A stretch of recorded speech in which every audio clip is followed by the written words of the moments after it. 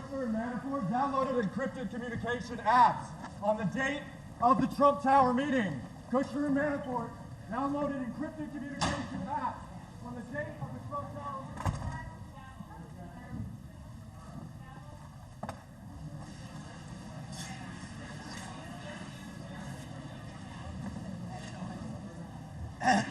Some idiot. That was over under for getting drug out there. You think you'd wait for someone to say something first? Let the cameras do. Okay. I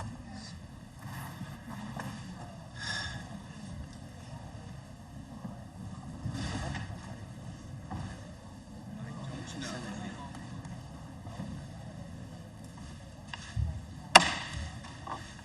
The Judiciary Committee will come to order.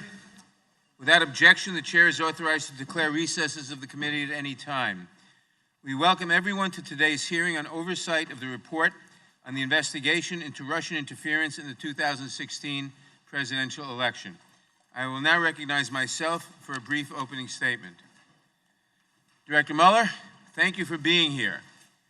I want to say just a few words about our themes today: responsibility, integrity, and accountability.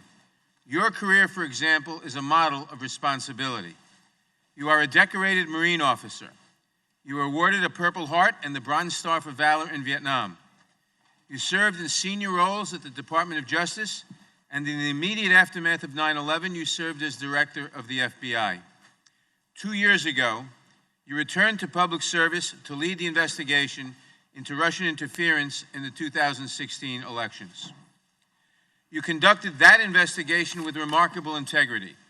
For 22 months, you never commented in public about your work, even when you were subjected to repeated and grossly unfair personal attacks.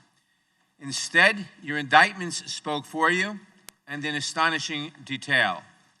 Over the course of your investigation, you obtained criminal indictments against 37 people and entities. You secured the conviction of President Trump's campaign chairman, his deputy campaign manager, his national security advisor, and his personal lawyer, among others. In the Paul Manafort case alone, you recovered as much as $42 million, so that the cost of your investigation to the taxpayers approaches zero. And in your report, you offer the country accountability as well. In Volume 1, you find that the Russian government attacked our 2016 elections, quote, in a sweeping and systematic fashion, and that the attacks were designed to benefit the Trump campaign. Volume 2 walks us through 10 separate incidents of possible obstruction of justice, where, in your words, President Trump attempted to exert undue influence over your investigation. The president's behavior included, and I quote from your report, quote, public attacks on the investigation, non-public efforts to control it, and efforts in both public and private to encourage witnesses not to cooperate, close quote. Among the most shocking of these incidents, President Trump ordered his White House counsel to have you fired, and then to lie and deny that it had happened.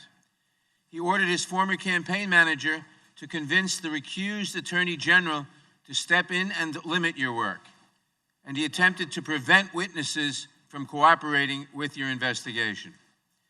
Although department policy barred you from indicting the president for this conduct, you made clear that he is not exonerated.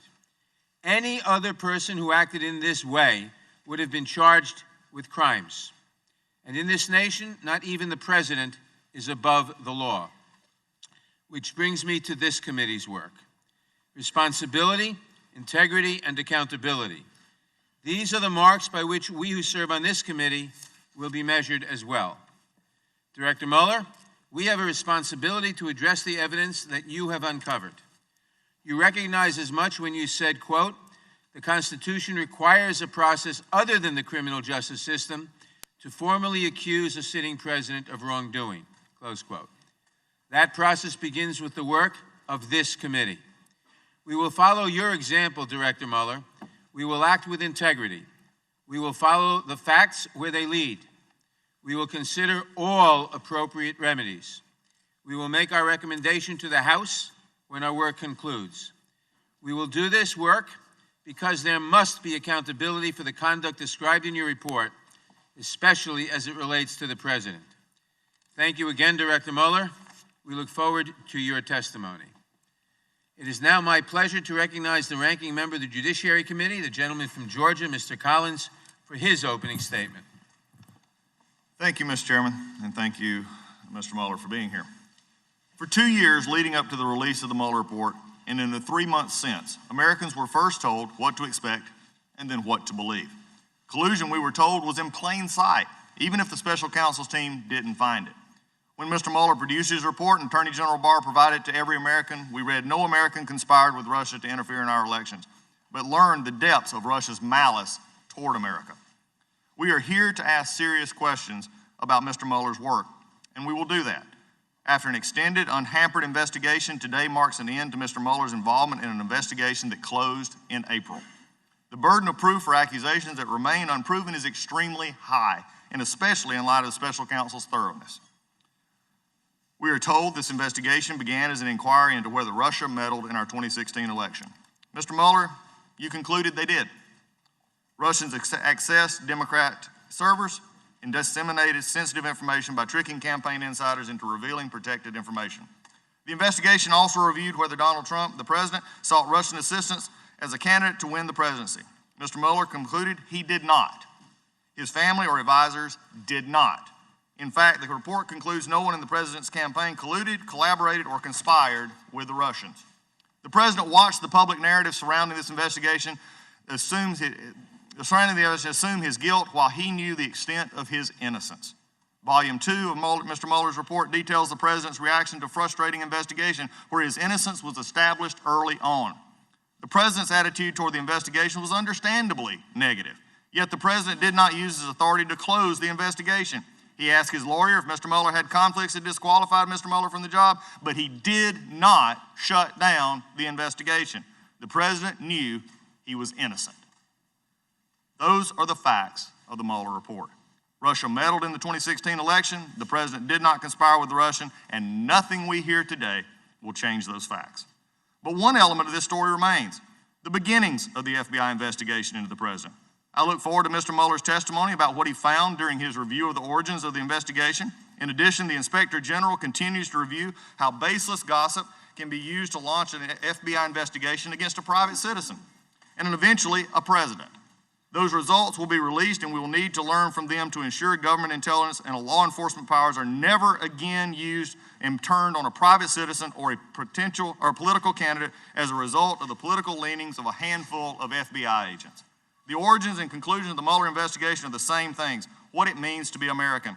Every American has a voice in our democracy, so it must protect the sanctity of their voice by combating election interference. Every American enjoys the presumption of innocence and guarantee of due process.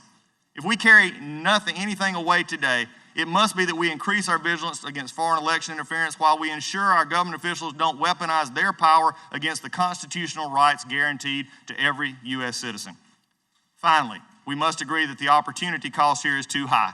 The months we have spent investigating from this dais fail to end the border crisis or contribute to the growing job market. Instead, we have gotten stuck, and it's paralyzed this committee and this House.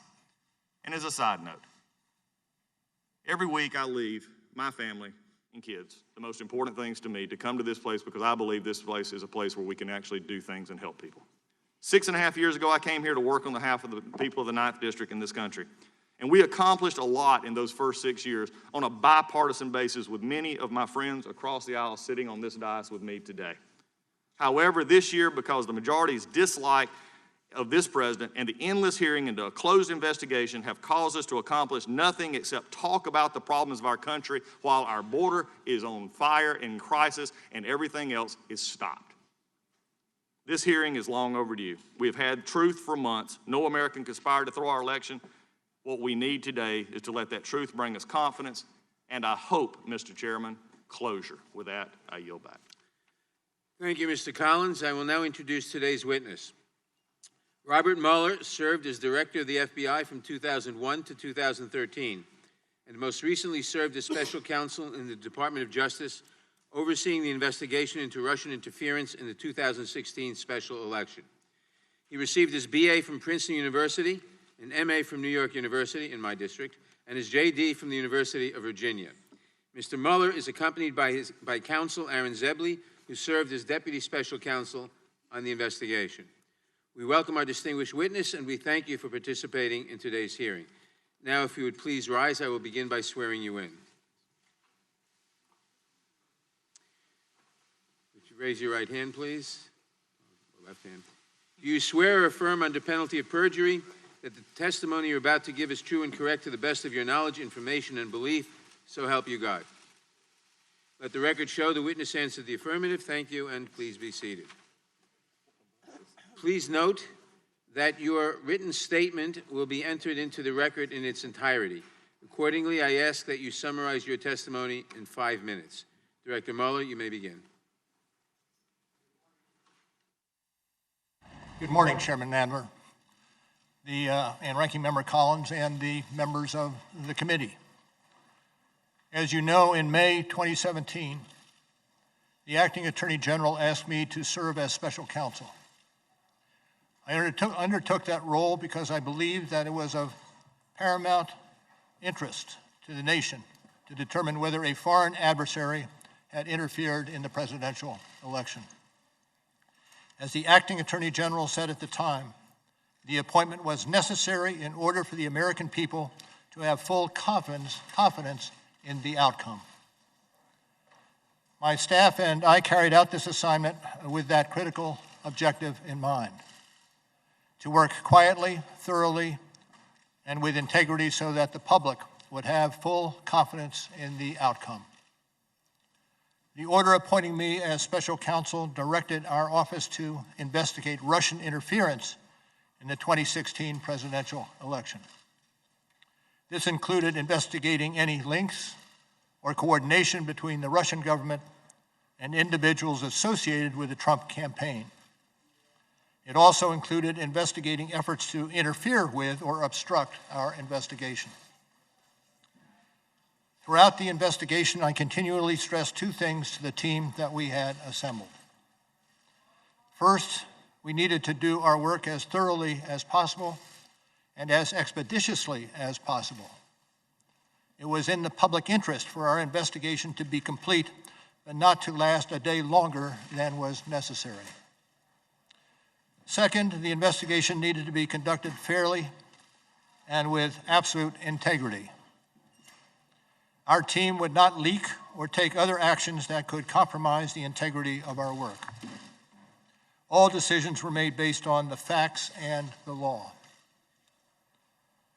During the course of our investigation, we charged more than 30 defendants with committing federal crimes, including 12 officers of the Russian military. 7 defendants have been convicted or pled guilty. Certain of the charges we brought remain pending today. And for those matters, I stress that the indictments contain allegations, and every defendant is presumed innocent unless and until proven guilty. In addition to the criminal charges we brought, as required by Justice Department regulations, we submitted a confidential report to the Attorney General at the conclusion of our investigation. The report set forth the results of our work and the reasons for our charging and declination decisions. The Attorney General later made the report largely public. As you know, I made a few limited remarks about our report when we closed the special counsel's office in May of this year. But there are certain points that bear emphasis. First, our investigation found that the Russian government interfered in our election in sweeping and systematic fashion.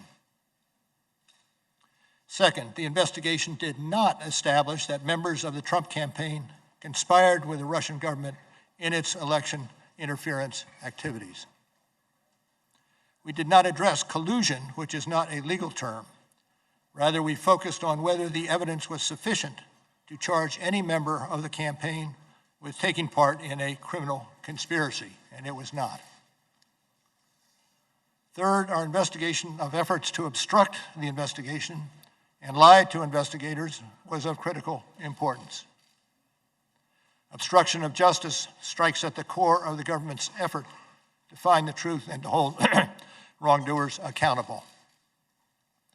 Finally, as described in Volume 2 of our report, we investigated a series of actions by the President towards the investigation. Based on Justice Department policy and principles of fairness, we decided we would not make a determination as to whether the President committed a crime.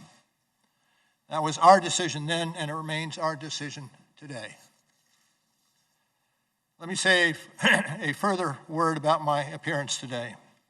It is unusual for a prosecutor to testify about a criminal investigation.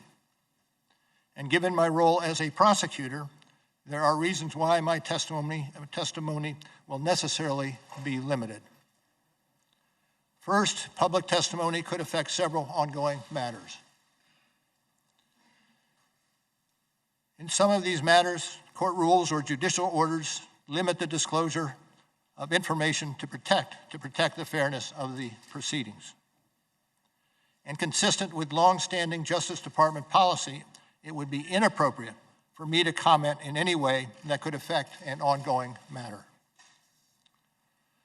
Second, the Justice Department has asserted privileges concerning investigative information and decisions, ongoing matters within the Justice Department, and deliberations within our office.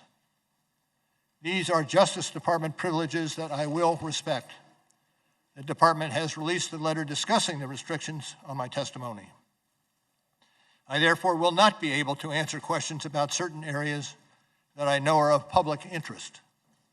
For example, I am unable to address questions about the initial opening of the FBI's Russia investigation, which occurred months before my appointment, or matters related to the so-called Steele dossier.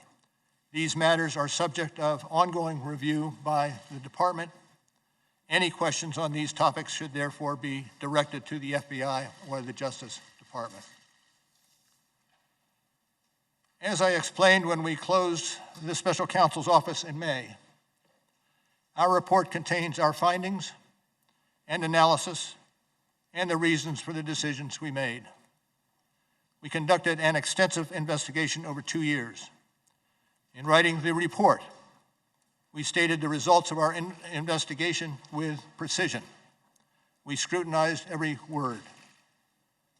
I do not intend to summarize or describe the results of our work in a different way in the course of my testimony today. And as I said on May 29th, the report is my testimony, and I will stay within that text. And as I stated in May, I will not comment on the actions of the Attorney General or of Congress. I was appointed as a prosecutor, and I intend to adhere to that role and to the Department standards that govern it. I'll be joined today by Deputy Special Counsel Aaron Zebley. Mr. Zebley has extensive experience as a federal prosecutor and at the FBI, where he served as my Chief of Staff. And Mr. Zebley was responsible for the day-to-day oversight of the investigations conducted by our office. Now, I also want to again say thank you to the attorneys, the FBI agents, the analysts, the professional staff who helped us conduct this investigation in a fair and independent manner. These individuals who spent nearly 2 years of working on this matter were of the highest integrity. And let me say one more thing. Over the course of my career, I have seen a number of challenges to our democracy. The Russian government's effort to interfere in our election is among the most serious. And as I said on May 29th, this deserves the attention of every American. Thank you, Mr. Chairman. Thank you. We will now proceed under the 5-minute rule with questions. I will begin by recognizing myself for 5 minutes. Director Mueller, the President has repeatedly claimed that your report found there was no obstruction and that it completely and totally exonerated him. But that is not what your report said, is it? Correct. It is not what the report said. And now, reading from page 2 of volume 2 of your report that's on the screen, you wrote, quote, If we had confidence after a thorough investigation of the facts that the President clearly did not commit obstruction of justice, we would so state. Based on the facts and the applicable legal standards, however, we are unable to reach that judgment, close quote. Now, does that say there was no obstruction? No. In fact, you are actually unable to conclude the President did not commit obstruction of justice. Is that correct? Well, we, at the outset, determined that we, when it came to the President's culpability, we needed to go forward only after taking into account the OLC opinion that indicated that a president, a sitting president, cannot be indicted. So the report did not conclude that he did not commit obstruction of justice. Is that correct? That is correct. And what about total exoneration? Did you actually totally exonerate the President? No. Now, in fact, your report expressly states that it does not exonerate the President. It does. And your investigation actually found, quote, multiple acts by the President that were capable of exerting undue influence over law enforcement investigations, including the Russian interference and obstruction investigations. Is that correct? Correct. Now, Director Mueller, can you explain in plain terms what that finding means so the American people can understand it? Well, the finding indicates that the President was not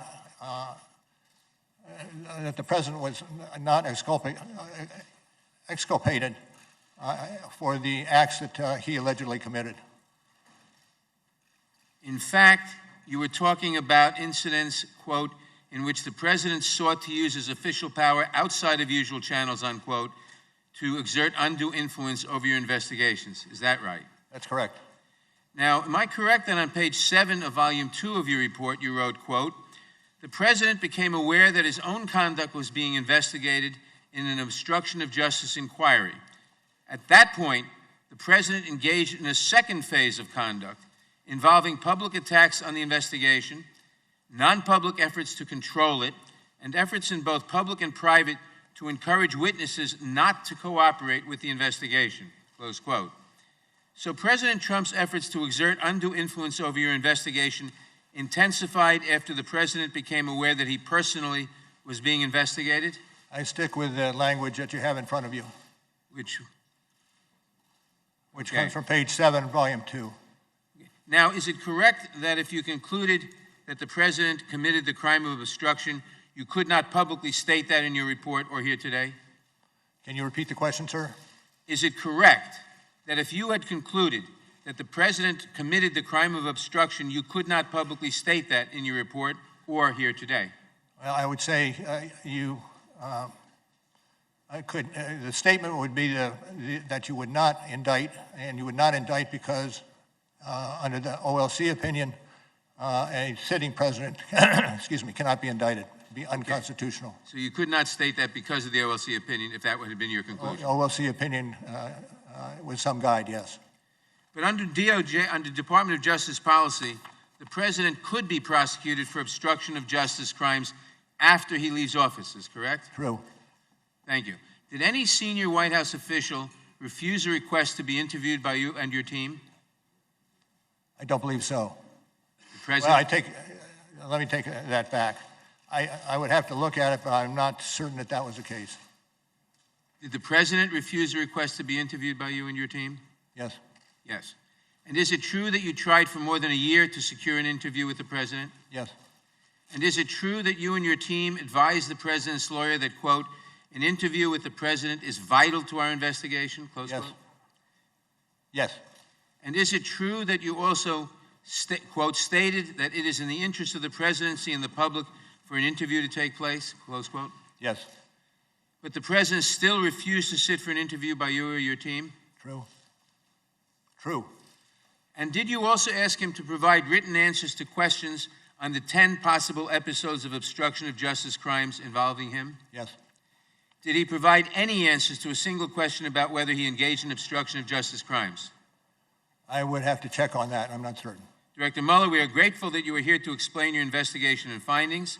Having reviewed your work, I believe anyone else who would engage in the conduct described in your report would have been criminally prosecuted. Your work is vitally important to this committee and the American people because no one is above the law.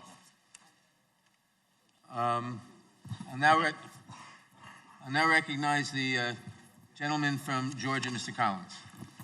Thank you, Mr. Chairman. And we're moving, I know, understand, and just reiterating the 5-minute rule. Mr. Mueller, I have several questions, many of which that you just answered will be questioned here in a moment, but I want to lay some foundation, so we'll go through these fairly quickly. I'll talk slowly. I'm said that I talk fast. I will talk slowly.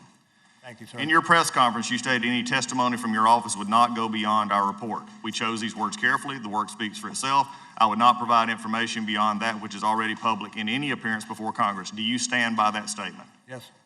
Since closing the special counsel's office in May of 2019, have you conducted any additional interviews or obtained any new information in your role as special counsel? In the wake of the report? Since the closing of the office in May of 2019. And the question was? Have you conducted any new interviews and any new witnesses, No. anything? And you can confirm you're no longer special counsel, correct? I am no longer special counsel. At any time with the investigation, was your investigation curtailed or stopped or hindered? No. Were you or your team provided any questions by members of Congress or the majority ahead of your hearing today? No. Your report states that your investigative team included 19 lawyers and approximately 40 FBI agents and analysts and accountants. Are those numbers accurate? Could you repeat that, please? 40 FBI agents, 19 lawyers, intelligence analysts, and forensic accountants. Are those numbers accurate? This was included in your report. Generally, yes. Is it also true that you issued over 2,800 subpoenas, executed nearly 500 search warrants, obtained more than 230 orders for communication records, and 50 pen registers? That went a little fast for me. Okay. In your report, I'll make this very simple. You did a lot of work, correct? Yes, that I agree to. A lot of subpoenas, a lot of pen A registers. lot of subpoenas. Yes. Okay, we'll walk this really slow if we A need lot to. of search warrants. All right, a lot of search warrants, a lot of things. So you're very thorough. You what? In your opinion, very thorough. You listed this Yes. out in your Yes. report, correct? Yes. Thank you. Is it true the evidence gathered during your investigation, given the questions that you have just answered, is it true the evidence gathered during your investigation did not establish that the president was involved in the underlying crime related to Russian election interference as stated in Volume 1, page 7? We found insufficient evidence of the president's culpability. So that would be a yes. Without, pardon? That would be a yes. Yes. Thank you. Isn't it true the evidence did not establish that the president or those close to him were involved in the charged Russian computer hacking or active measure conspiracies, or that the president otherwise had unlawful relationships with any Russian official? Volume 2, page 76, correct? I leave the answer to our report. So as a yes. Is that any true your investigation did not establish that members of the Trump campaign conspired or coordinated with Russian government in the election interference activity? Volume 1, page 2, Volume 1, page 173. Thank you. Yes. Yes, thank you. Although your report states collusion is not so specific offense, and you've said that this morning, or a term of art in federal criminal law, conspiracy is. In the colloquial context, are collusion and conspiracy essentially synonymous terms? You're going to have to repeat that for me. Collusion is not a specific offense or a term of art in the federal criminal law. Conspiracy is. Yes. In the colloquial context, known public context, collusion and conspiracy are essentially synonymous terms, correct? No. If no, on page 180 of volume 1 of your report, you wrote, as defined in legal dictionaries, collusion is largely synonymous with conspiracy, as that crime is set forth in the General Federal Conspiracy Statute 18 U.S.C. 371. You said at your May 29th press conference and here today, you choose your words carefully. Are you sitting here today testifying something different than what your report states? Well, what I'm asking is if you can give me the citation, I can look at the citation and evaluate whether it is accurate. Okay, let me just be clarified. You stated that you would stay within the report. I just stated your report back to you. And you said that collusion and conspiracy were not synonymous terms. That was your answer, was no. That's correct. In that, page 180 of volume 1 of your report, it says, as defined in legal dictionaries, collusion is largely synonymous with conspiracy, as that crime is set forth in General Conspiracy Statute 18 U.S.C. 371. Now, you said you chose your words carefully. Are you contradicting your report right now? Not when I read it. So you would change your answer to yes then? No. If you look at the language. I'm reading your report, sir. It's a yes or no answer. Page 180. Page 180, volume 1. Okay. This was from your report. Correct. And I'll leave it with the report. So the report says, yes, they are synonymous. Yes. Hopefully, for finally, out of your own report, we can put to bed the collusion and conspiracy. One last question as we're going through. Did you ever look into other countries investigated in the Russian interference into our election? Were other countries investigated or found knowledge that they had interference in our election? I'm not going to discuss other matters. That I yield back. Gentleman yields back. The gentlelady from California. Director Mueller, as you've heard from the chairman, we're mostly going to talk about obstruction of justice today, but the investigation of Russia's attack that started your investigation is why evidence of possible obstruction is serious. To what extent did the Russian government interfere in the 2016 presidential election? Could you repeat that, ma'am? To what extent did the Russian government interfere in the 2016 presidential election? Well, particularly when it came to computer crimes and the like, the government was implicated. So you wrote in volume 1 that the Russian government interfered in the 2016 presidential election in sweeping and systematic fashion. You also described in your report that the then Trump campaign chairman, Paul Manafort, shared with a Russian operative, Kalimnik, the campaign strategy for winning Democratic votes in Midwestern states and internal polling data of the campaign. Isn't that correct? Correct. They also discussed the status of the Trump campaign and Manafort's strategy for winning Democratic votes in Midwestern states. Months before that meeting, Manafort had caused internal data to be shared with Kalimnik, and the sharing continued for some period of time after their August meeting. Isn't that correct? Accurate. In fact, your investigation found that Manafort briefed Kalimnik on the state of the Trump campaign and Manafort's plan to win the election, and that briefing encompassed the campaign's messaging, its internal polling data. It also included discussion of battleground states, which Manafort identified as Michigan, Wisconsin, Pennsylvania, and Minnesota. Isn't that correct? That's correct. Did your investigation determine who requested the polling data to be shared with Kalimnik? Well, I would direct you to the report and adopt what we have in the report with regard to that particular issue. We don't have the redacted version. That's maybe another reason why we should get that for Volume 1.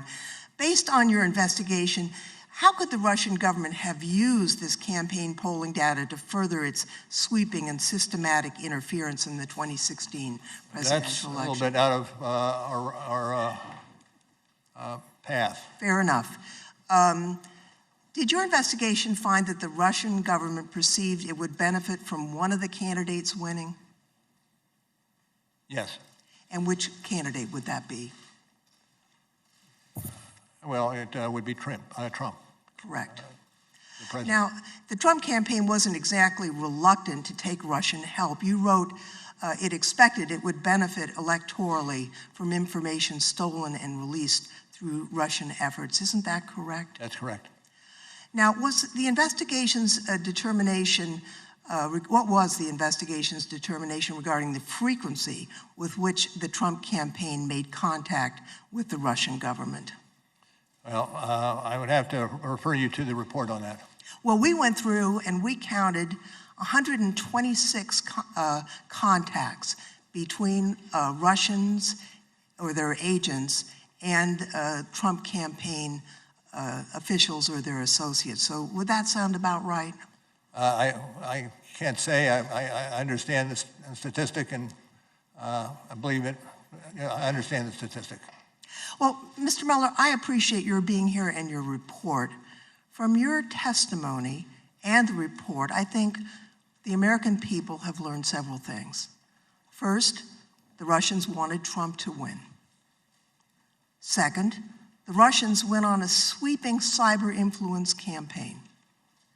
The Russians hacked the DNC, and they got the Democratic game plan for the election. The Russian campaign chairman met with Russian agents and repeatedly gave them internal data, polling, and messaging in the battleground states. So while the Russians were buying ads and creating propaganda to influence the outcome of the election, they were armed with inside information that they had stolen through hacking from the DNC and that they had been given by the Trump campaign chairman, Mr. Manafort. My colleagues will probe the efforts undertaken to keep this information from becoming public, but I think it's important for the American people to understand the gravity of the underlying problem that your report uncovered. And with that, Mr. Chairman, I would yield back. Gentlelady.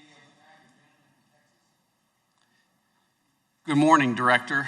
If you'll let me quickly summarize your opening statement this morning. You said in Volume 1 on the issue of conspiracy, the special counsel determined that the investigation did not establish that members of the Trump campaign conspired or coordinated with the Russian government in its election interference activities. And then in Volume 2, for reasons that you explained, the special counsel did not make a determination on whether there was an obstruction of justice crime committed by the president. Is that fair? Yes, sir. All right, now in explaining that special counsel did not make what you called a traditional prosecution or declination decision, the report on the bottom of page 2 of volume 2 reads as follows. The evidence we obtained about the president's actions and intent presents difficult issues that prevent us from conclusively determining that no criminal conduct occurred. Accordingly, while this report does not conclude that the president committed a crime, it also does not exonerate him. Now, I read that correctly? Yes. All right. Now, your report, and today you said at all times the special counsel team operated under, was guided by, and followed Justice Department policies and principles. So, which DOJ policy or principle sets forth a legal standard that an investigated person is not exonerated if their innocence from criminal conduct is not conclusively determined? Can you repeat the last part of that question? Yeah. Which DOJ policy or principle set forth a legal standard that an investigated person is not exonerated if their innocence from criminal conduct is not conclusively determined? Where does that language come from, Director? Where is the DOJ policy that says that? Let me make it easier. Go ahead. Can you give me an example other than Donald Trump where the Justice Department determined that an investigated person was not exonerated because their innocence was not conclusively determined?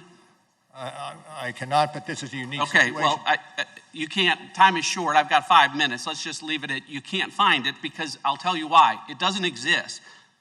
The special counsel's job, nowhere does it say that you were to conclusively determine Donald Trump's innocence or that the special counsel report should determine whether or not to exonerate him. It's not in any of the documents. It's not in your appointment order. It's not in the special counsel regulations. It's not in the OLC opinions. It's not in the Justice Manual, and it's not in the principles of federal prosecution. Nowhere do those words appear together because respectfully, Director, it was not the special counsel's job to conclusively determine Donald Trump's innocence or to exonerate him because the bedrock principle of our justice system is a presumption of innocence.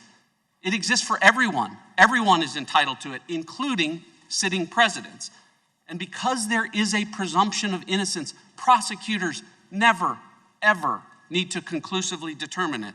Now, Director, the special counsel applied this inverted burden of proof that I can't find and you said doesn't exist anywhere in the department policies, and you used it to write a report. And the very first line of your report,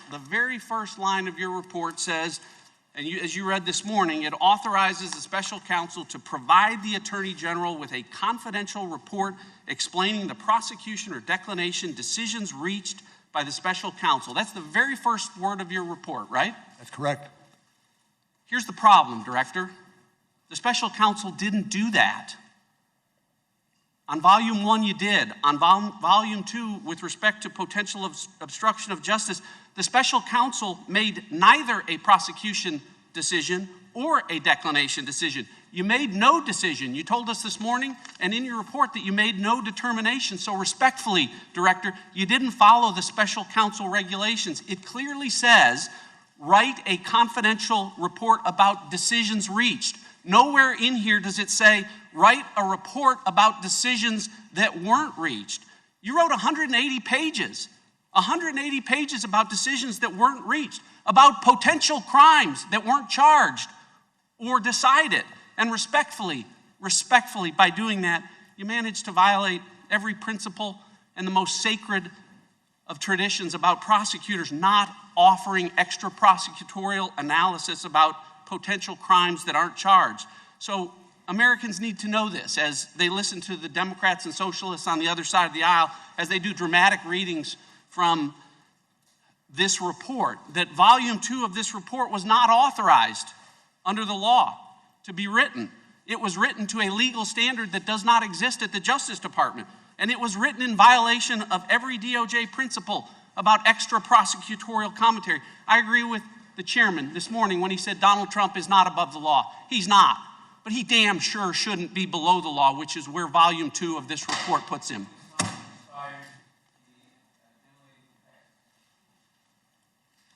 Thank you, Mr. Chairman. Director Mueller, good morning. Your exchange with the gentlelady from California demonstrates what is at stake. The Trump campaign chair, Paul Manafort, was passing sensitive voter information and poll data to a Russian operative. And there were so many other ways that Russia subverted our democracy. Together with the evidence in Volume 1, I cannot think of a more serious need to investigate. So now I'm going to ask you some questions about obstruction of justice as it relates to Volume 2. On page 12 of Volume 2, you state, we determined that there were a sufficient factual and legal basis to further investigate potential obstruction of justice issues involving the president. Is that correct? And do you have the citation, ma'am? Page 12, Volume 2. And which portion of that page?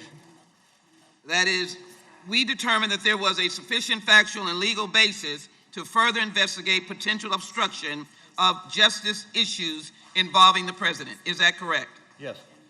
Your report also describes at least 10 separate instances of possible obstruction of justice that were investigated by you and your team. Is that correct? Yes. In fact, the table of contents serves as a very good guide of some of the acts of that obstruction of justice that you investigated, and I put it up on the screen. On page 157 of Volume 2, you describe those acts, and they range from the president's effort to curtail the special counsel's investigation, the president's further efforts to have the attorney general take over the investigation, the president's orders Don McGann to deny that the president tried to fire the special counsel, and many others. Is that correct? Yes. I direct you now to what you wrote, Director Mueller. The president's pattern of conduct as a whole sheds light on the nature of the president's acts and the inferences that can be drawn about his intent. Does that mean you have to investigate all of his conduct to ascertain true motive? No.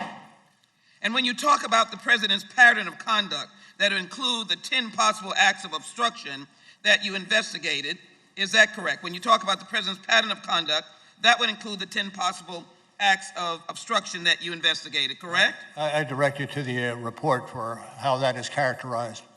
Thank you. Let me go to the screen again. And for each of those 10 potential instances of obstruction of justice, you analyze 3 elements of the crime of obstruction of justice: an obstructive act, a nexus between the act and an official proceeding, and corrupt intent. Is that correct? Yes.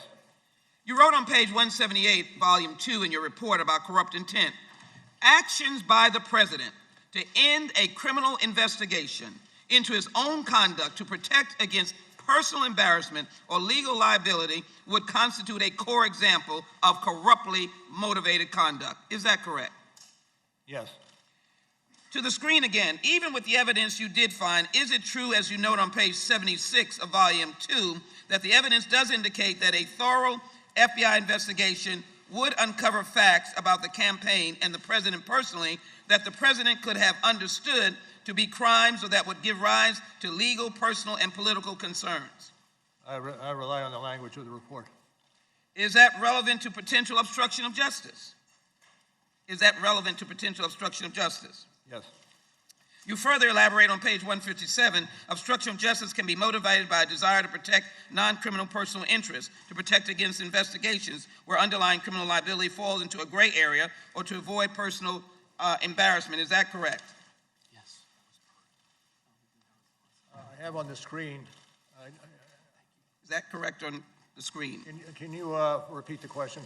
And now that I have the language on the screen. Is it correct As you further elaborate, obstruction of justice can be motivated by a direct desire to protect non-criminal personal interests, to protect against investigations where underlying criminal liability falls into a gray area, or to avoid. Is that true? Yes. And is it true that the impact, pardon?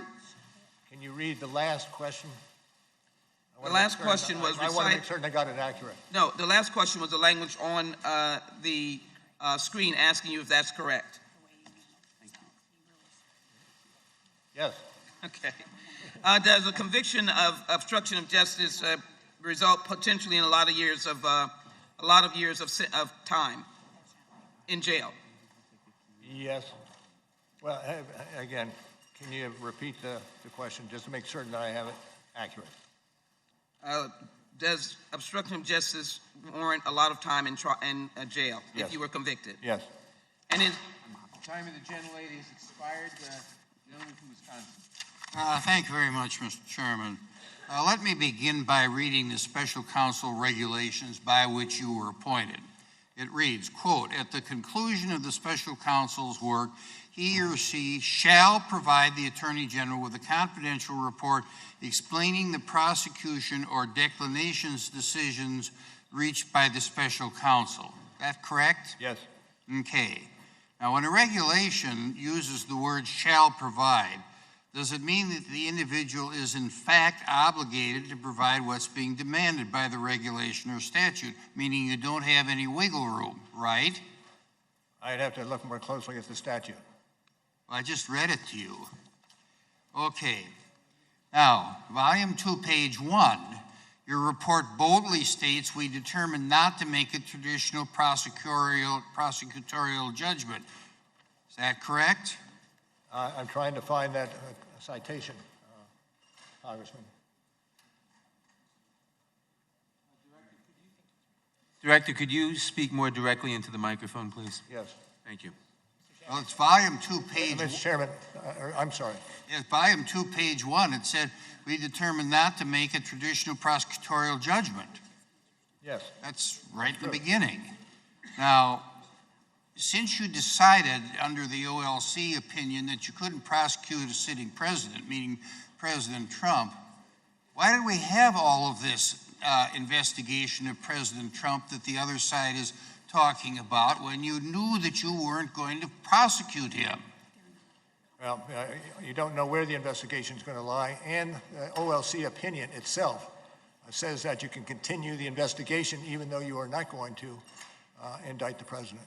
Okay, well, if you're not going to indict the president, then you just continue fishing, and that's my observation. You know, well, sure you. My time is limited. Sure, you can indict other people, but you can't indict the sitting president, right? That's true. Okay.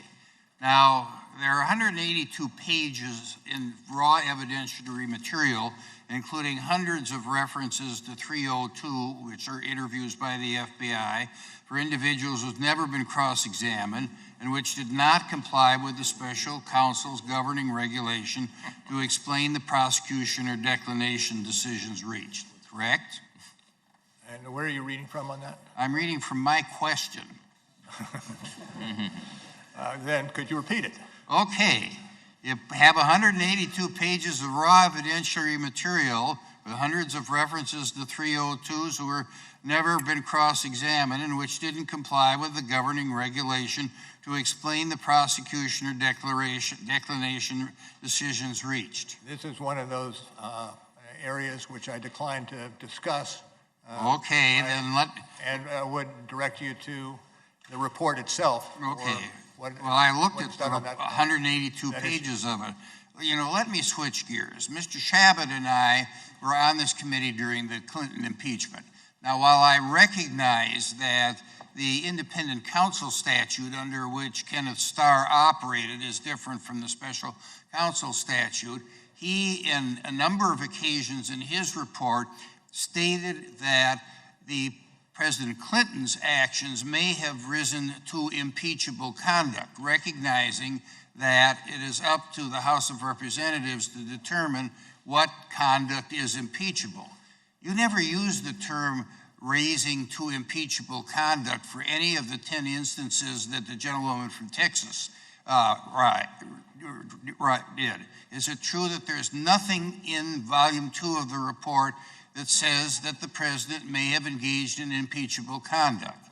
Well, we have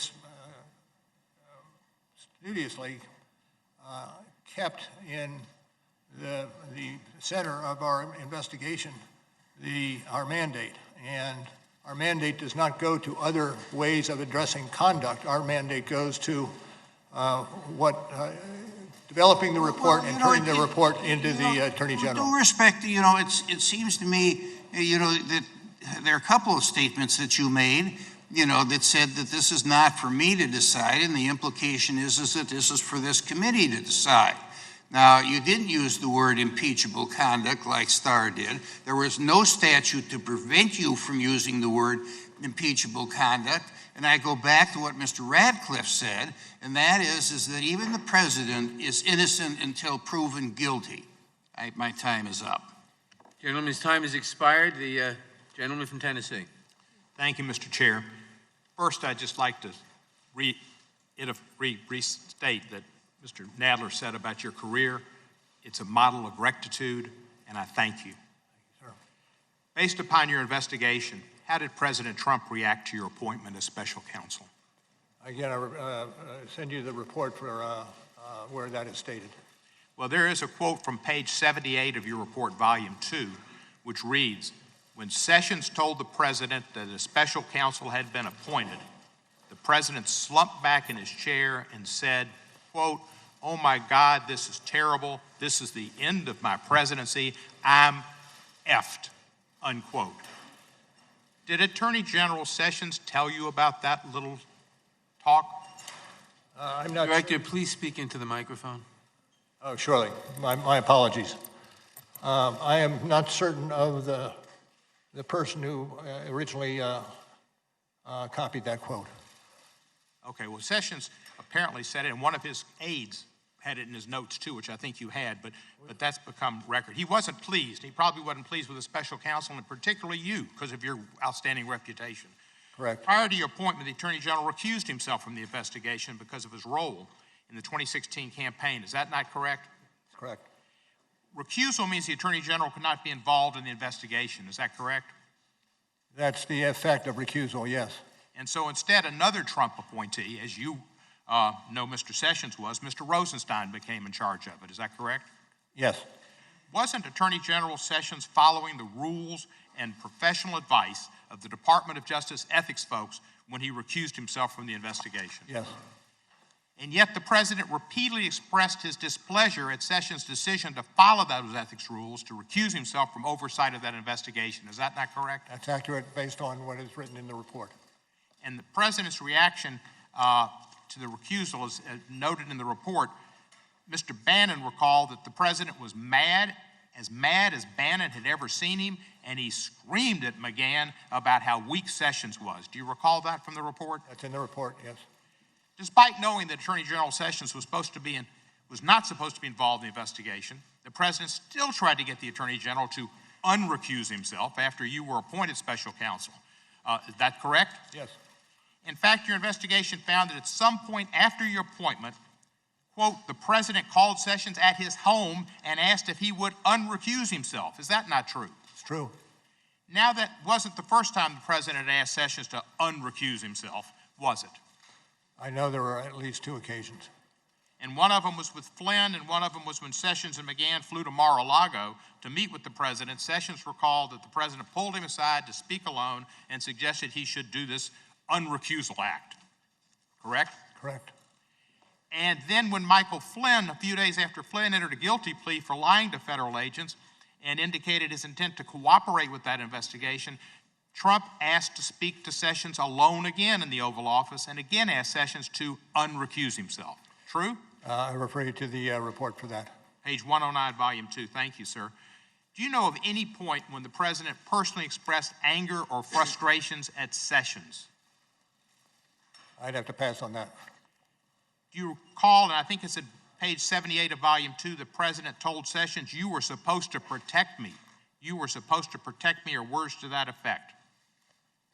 Correct. And is the Attorney General supposed to be the Attorney General of the United States of America or the consigliere for the President? United States of America. Thank you, sir.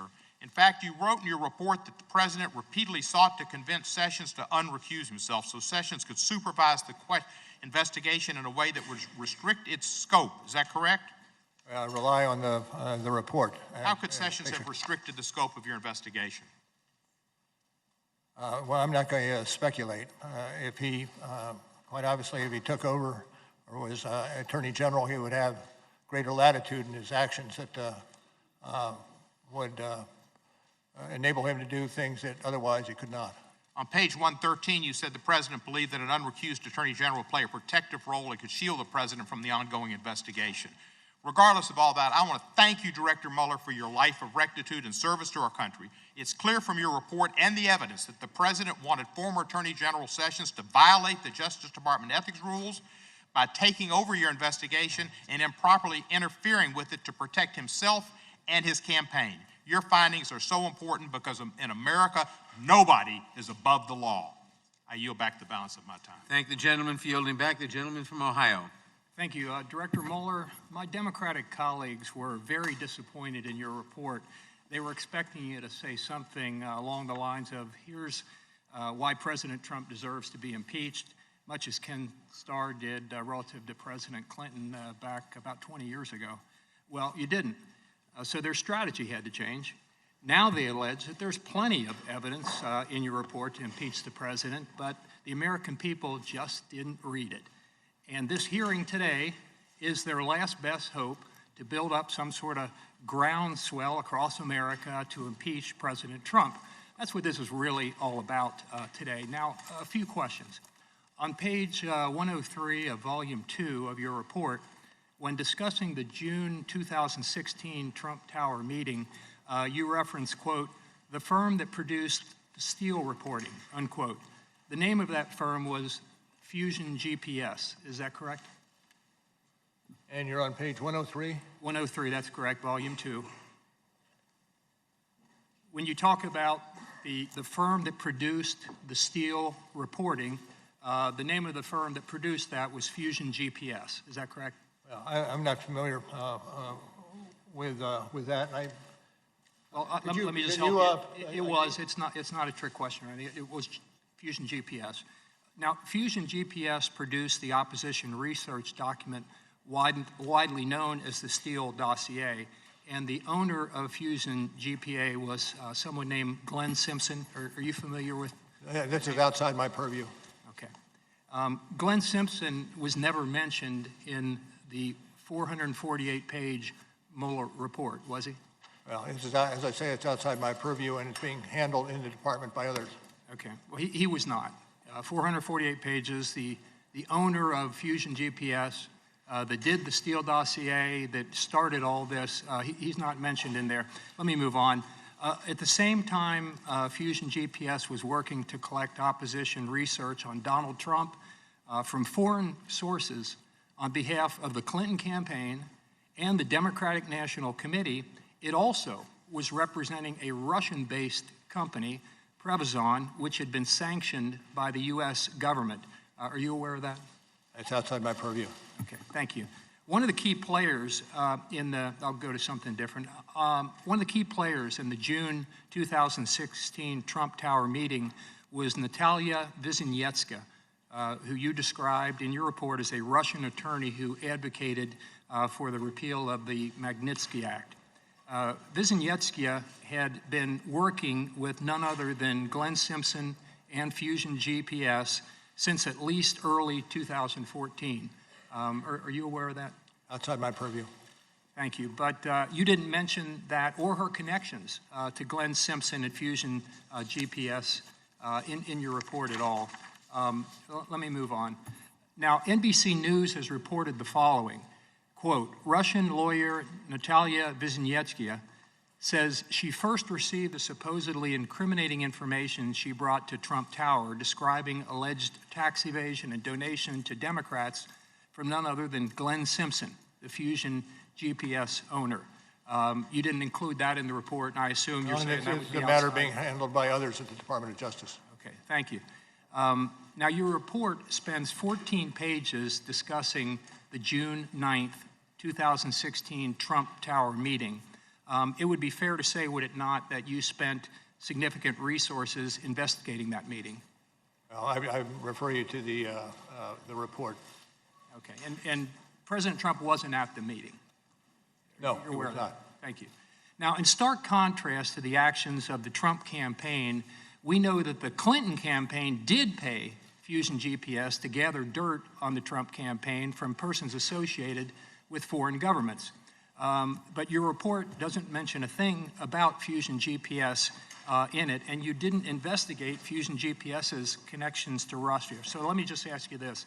Can you see that from neglecting to mention Glenn Simpson and Fusion GPS's involvement with the Clinton campaign, to focusing on a brief meeting at the Trump Tower that produced nothing, to ignoring the Clinton campaign's own ties to Fusion GPS, why some view your report as a pretty one-sided attack on the president? Well, I tell you, this is still outside my purview. All right, and I would just note finally that I guess it's just by chance, by coincidence, that the things left out of the report tended to be favorable to the president. My time's expired. Thank you, Director Mueller. I'd like to get us back on track here.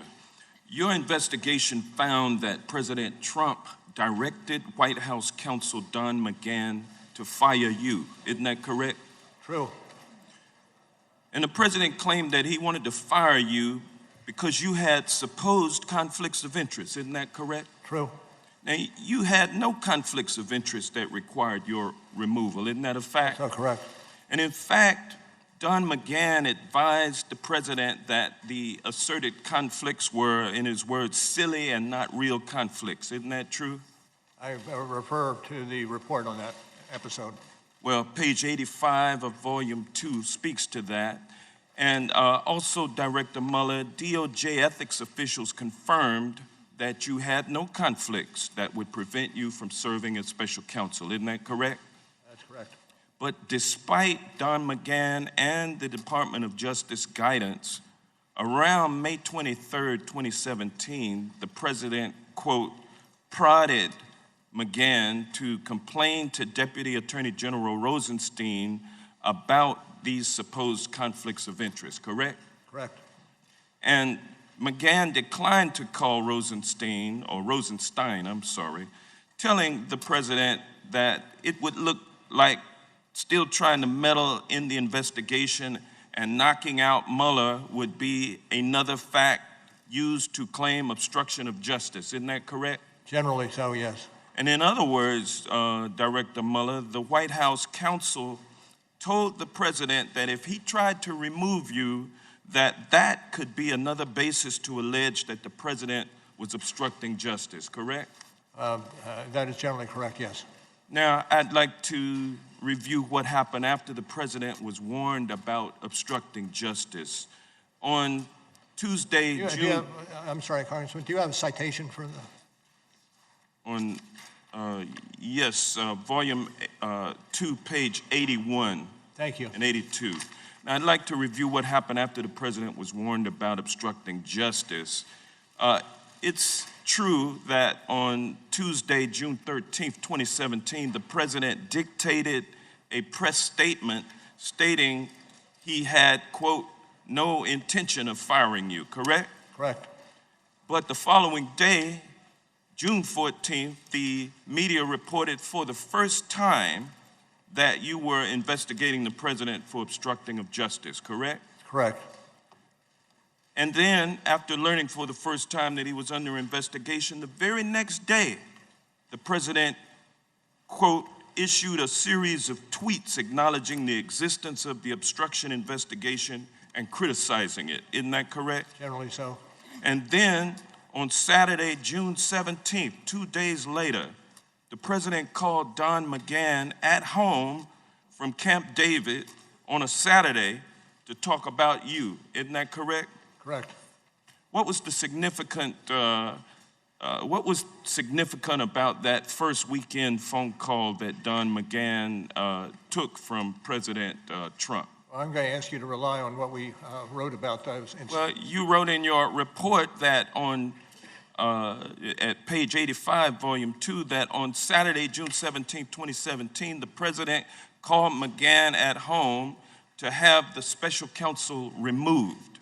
Now, did the president call Don McGann more than once that day? Well, I gave... I think it was 2 calls. Sorry about that. On page 85 of your report, you wrote, quote, on the first call, McGann recalled that the president said something like, quote, you got to do this, you got to call Rod, correct? Correct. And your investigation and report found that Don McGann was perturbed, to use your words, by the president's request to call Rod Rosenstein to fire him. Isn't that correct? Well, there was a continuous colloquy. There was a continuous involvement of Don McGann in responding to the president's entreaties. And he did not want to put himself in the middle of that. He did not want to have a role in asking the Attorney General to fire the special counsel, correct? Well, I would again refer you to the report and the way it is characterized in the report.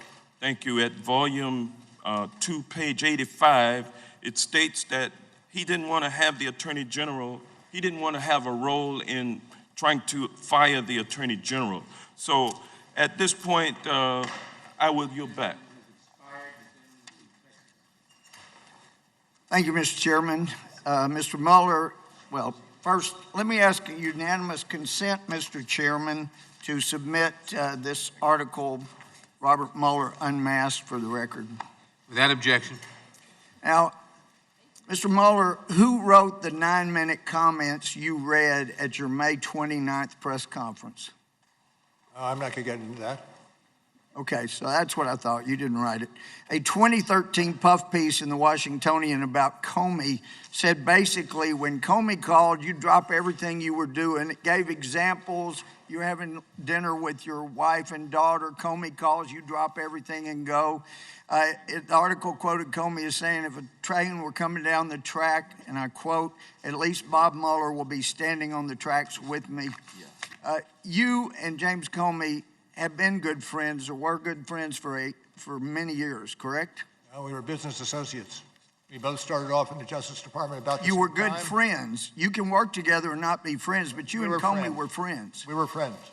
That's my question. Thank you for getting to the answer. Now, before you were appointed as special counsel, had you talked to James Comey in the preceding 6 months? No. When you were appointed as special counsel, was President Trump's firing of Comey something you anticipated investigating, potentially obstruction of justice? I'm not going to get into that.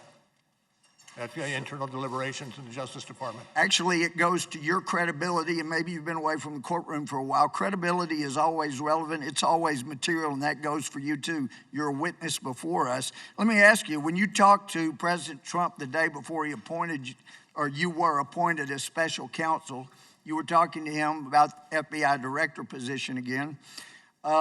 Did he mention the firing of James Comey? Not as a candidate. I was asked. Did he mention the firing of James Comey in your discussion with him? Cannot remember. Pardon? Cannot remember. Don't believe so, but I'm not going to be specific. You don't remember. But if he did, you could have been a fact witness as to the president's comments and state of mind on firing James Comey. I suppose that's possible. Yeah. So most prosecutors want to make sure there's no appearance of impropriety. But in your case, you hired a bunch of people that did not like the president. Let me ask you, when did you first learn of Peter Strzok's animus toward Donald Trump? In the summer of 2017. You didn't know before he was hired? I'm sorry? You didn't know before he was hired for your team? Know what? Peter Strzok hated Trump. Okay. You didn't know that before he was made part of your team. Is that what you're saying? I did not know that. All right. When did you first learn? When we did find out, I acted swiftly to have him reassigned elsewhere in the FBI. Well, there's some discussion about how swift that was, but when did you learn of the ongoing affair he was having with Lisa Page?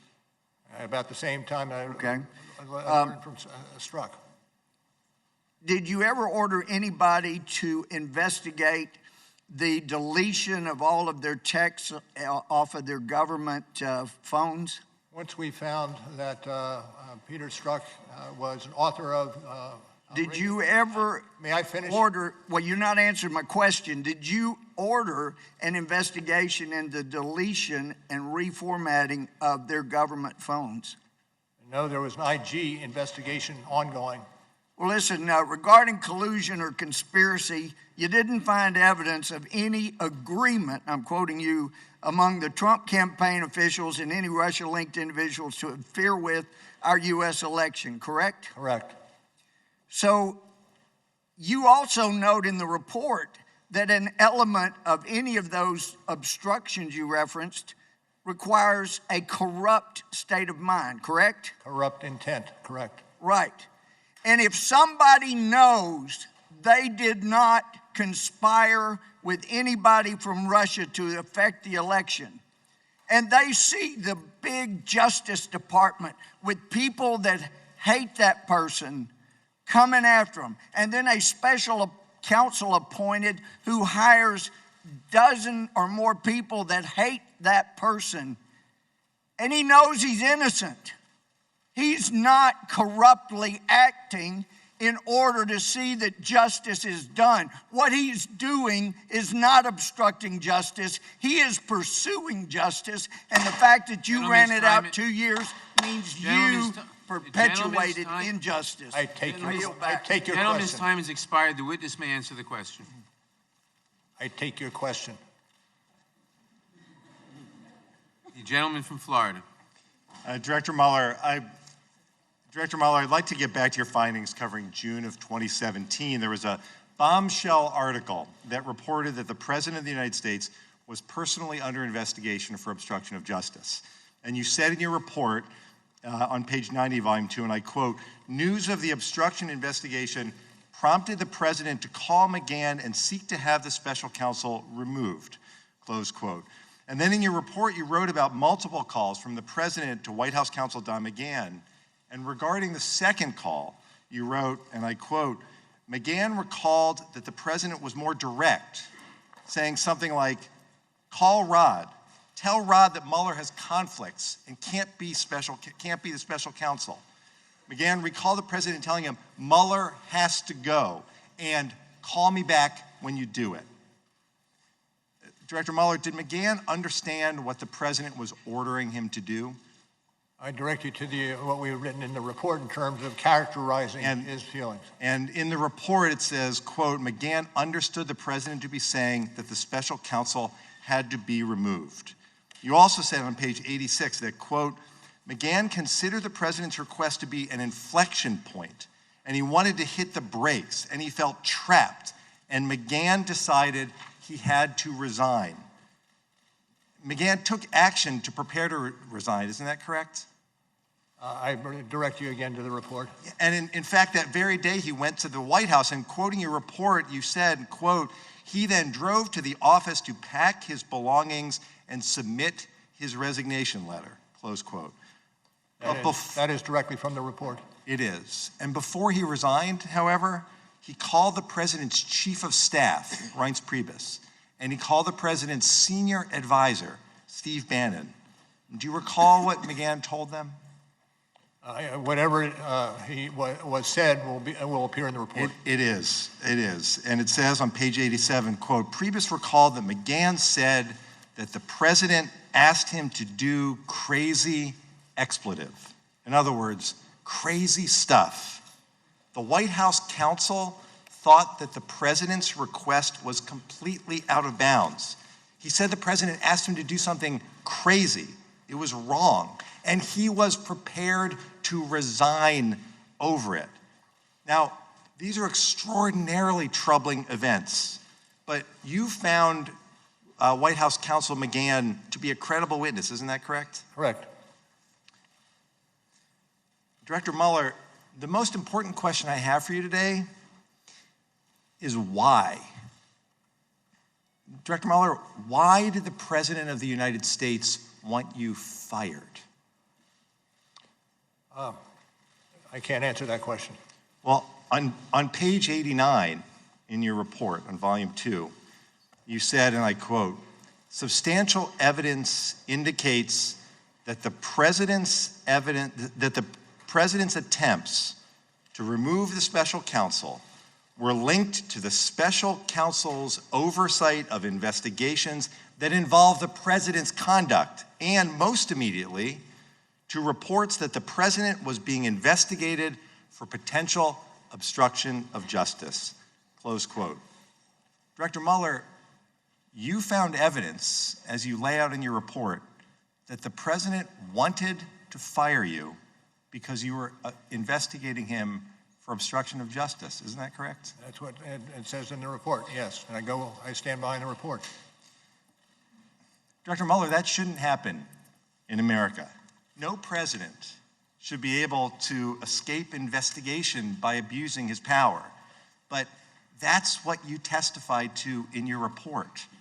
The President ordered you fired.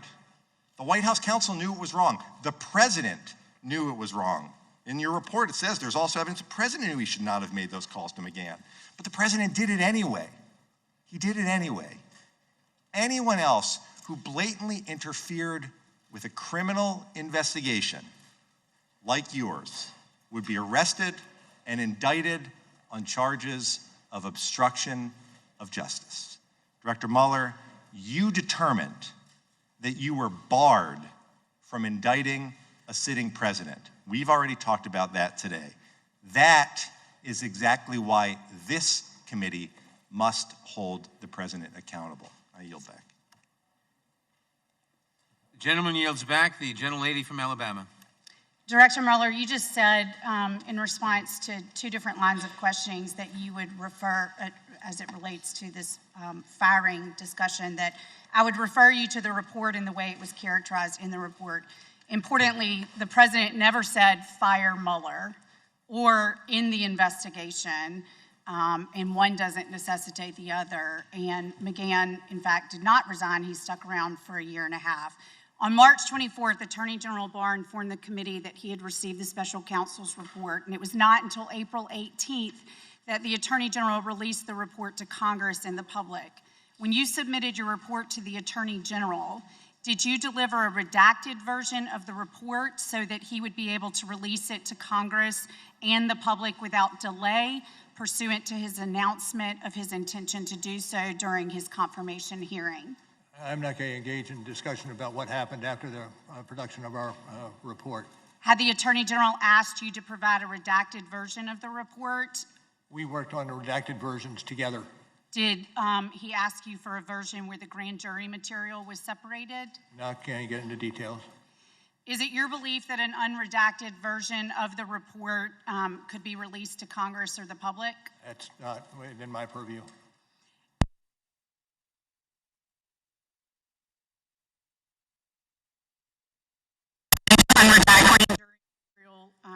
Rule 6E material. Why did you not take a similar action so Congress could view this material? We had a process that we were operating on with the Attorney General's office. Are you aware of any Attorney General going to court to receive similar permission to unredact 6E material? I'm not aware of that being done. The Attorney General released the special counsel's report with minimal redactions to the public and an even lesser redacted version to Congress. Did you write the report with the expectation that it would be released publicly? No, we did not have an expectation. We wrote the report understanding that it was demanded by the statute and would go to the Attorney General for further review. And pursuant to the special counsel regulations, who is the only party that must receive the charging decision resulting from the special counsel's investigation? With regard to the President or generally? No, generally. Attorney General? At Attorney General Barr's confirmation hearing, he made it clear that he intended to release your report to the public. Do you remember how much of your report had been written at that point? Do not. Were there significant changes in tone or substance of the report made after the announcement that the report would be made available to Congress and the public? I can't get into that. During the Senate testimony of Attorney General William Barr, Senator Kamala Harris asked Mr. Barr if he had looked at all the underlying evidence that the special counsel's team had gathered. He stated that he had not. So I'm going to ask you, did you personally review all of the underlying evidence gathered in your investigation? Well, to the extent that it came through the special counsel's office, yes.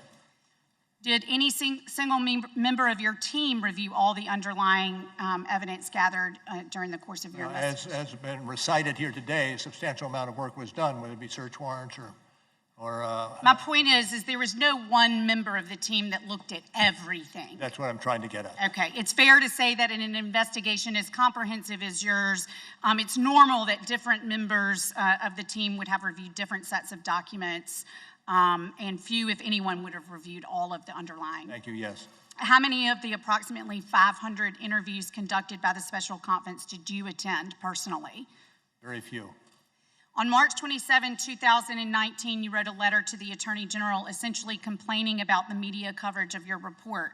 You wrote, and I quote, "The summary letter the department sent to Congress and released to the public late in the afternoon of March 24 did not fully capture the context, nature, and substance of this office work and conclusions. We communicated that concern to the department on the morning of March 25th. There is now public confusion about critical aspects of the result of our investigation." Who wrote that March 27th letter? Well, I can't get into who wrote it, the internal deliberation. But you signed it. What I will say is the letter stands for itself. Okay. Why did you write a formal letter since you had already called the Attorney General to express those concerns? I can't get into that, internal deliberations. Did you authorize the letters released to the media, or was it leaked? I have no knowledge on either. Well, you went nearly 2 years without a leak. Why was this letter leaked? I can't get into it. Was this letter written and leaked for the express purpose of attempting to change the narrative about the conclusions of your report? And was anything in Attorney General Barr's letter referred to as principal conclusions inaccurate? The time of the gentlelady has expired. Can you answer the question, please? And the question is? Yes, you may answer the question. Was anything in Attorney General Barr's letter referred to as the principal conclusions letter dated March 24th inaccurate? Well, I am not going to get into that. Time of the gentlelady has expired. The gentlelady from California. Thank you, Mr. Chair. Director Mueller, as you know, we are focusing on 5 obstruction episodes today. I would like to ask you about the second of those 5 obstruction episodes. It is in the section of your report beginning on page 113 of Volume 2 entitled, quote, "The President orders McGann to deny that the President tried to fire the special counsel," end quote. On January 25th, 2018, the New York Times reported that, quote, "The President had ordered McGann to have the Department of Justice fire you." Is that correct? Correct. And that story related to the events you already testified about here today. The President's calls to McGann to have you removed, correct? Correct. After the news broke, did the President go on TV and deny the story? Do not know. In fact, the President said, quote, "Fake news, folks, fake news, a typical New York Times fake story," end quote, correct? Correct.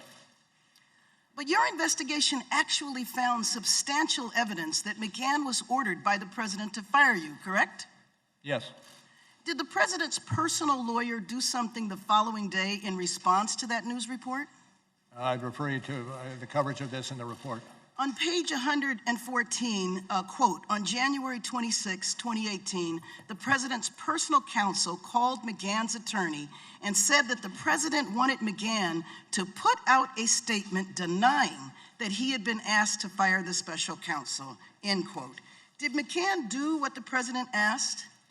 I refer you to the report. Communicating through his personal attorney, McGann refused because he said, quote, "that the Times story was accurate in reporting that the President wanted the special counsel removed." Isn't that right? I believe it is, but I refer you again to the report. Okay, so Mr. McGann, through his personal attorney, told the President that he was not going to lie. Is that right? True. Did the President drop the issue? I refer to the write-up of this in the report. Okay, next, the president told the White House staff secretary, Rob Porter, to try to pressure McGann to make a false denial. Is that correct? That's correct. What did he actually direct Porter to do? And I would send you back to the report. Okay, well, on page 113, it says, quote, the president then directed Porter to tell McGann to create a record to make it clear that the president never directed McGann to fire you, end quote. Is that correct? That is, as it's stated in the report. And you found, quote, the president said he wanted McGann to write a letter to the file for our records, correct? Correct. And to be clear, the president is asking his White House counsel, Don McGann, to create a record that McGann believed to be untrue while you were in the midst of investigating the president for obstruction of justice, correct?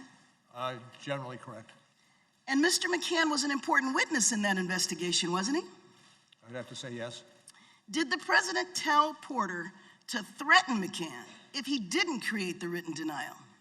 I'd refer you to the write-up of it in the report. In fact, didn't the president say, quote, and this is on page 116, if he doesn't write a letter, then maybe I'll have to get rid of him, end quote? Yes. Did Porter deliver that threat? I again refer you to the discussion that's found on page 115. Okay, but the president still didn't give up, did he? So the president told McGann directly to deny that the president told him to have you fired. Can you tell me exactly what happened? I can't beyond what's in the report. Well, on page 116, it says the president met him in the Oval Office. Quote, the president began the Oval Office meeting by telling McGann that the New York Times story didn't look good and McGann needed to correct it. Is that correct? Correct. So, as it's written in the report, yes. The president asked McGann whether he would do a correction, and McGann said no. Correct? That's accurate. Well, Mr. Mueller, thank you for your investigation uncovering this very disturbing evidence. My friend, Mr. Richmond, will have additional questions on the subject. However, it is clear to me, if anyone else had ordered a witness to create a false record and cover up acts that are subject of a law enforcement investigation, that person would be facing criminal charges. I yield back my time. The gentlelady yields back. The gentleman from Ohio. Director, the FBI interviewed Joseph Mifsud on February 10th, 2017. In that interview, Mr. Mifsud lied.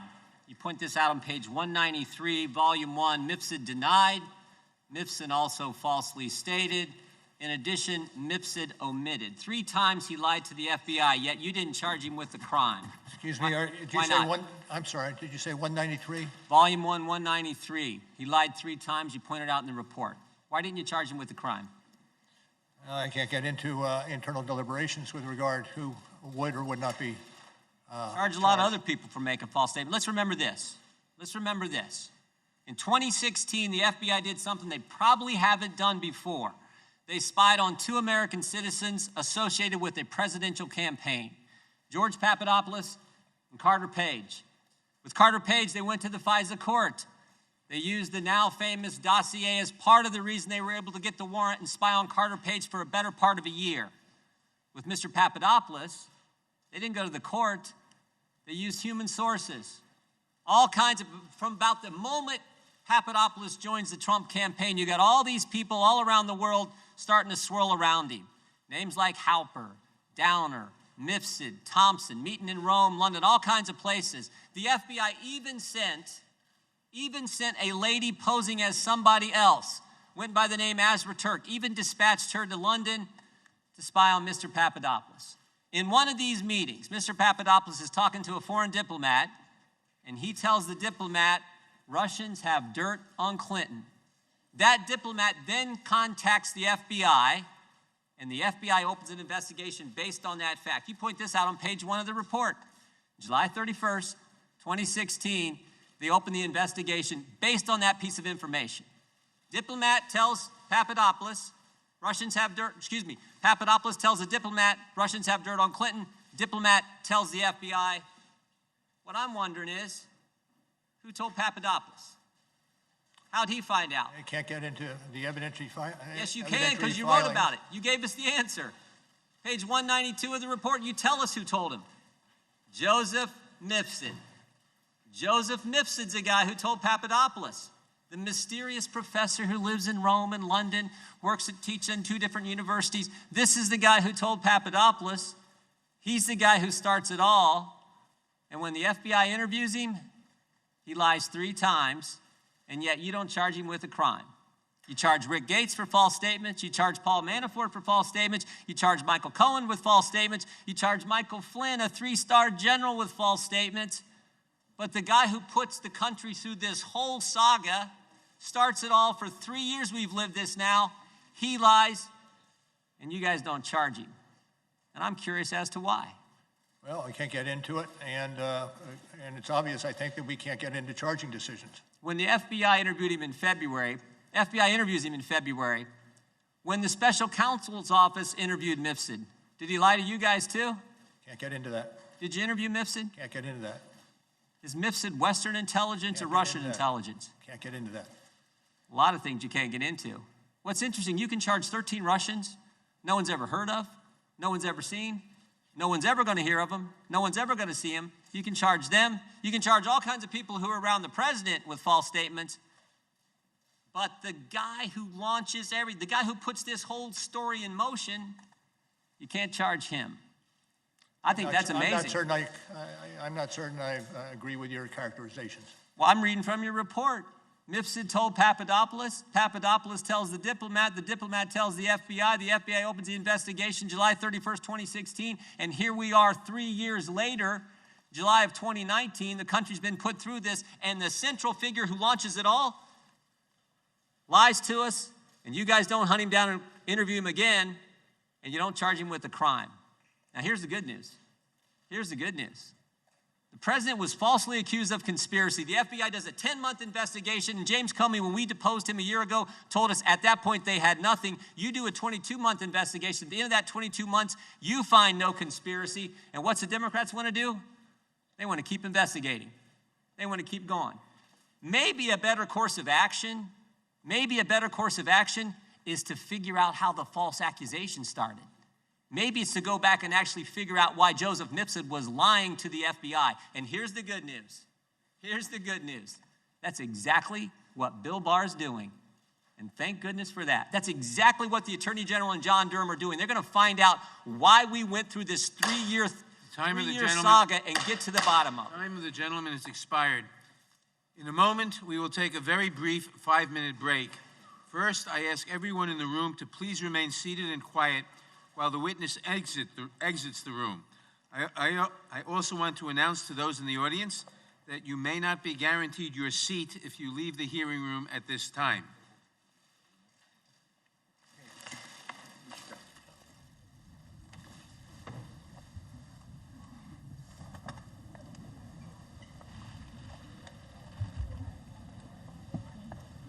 This time, we will take a very short recess.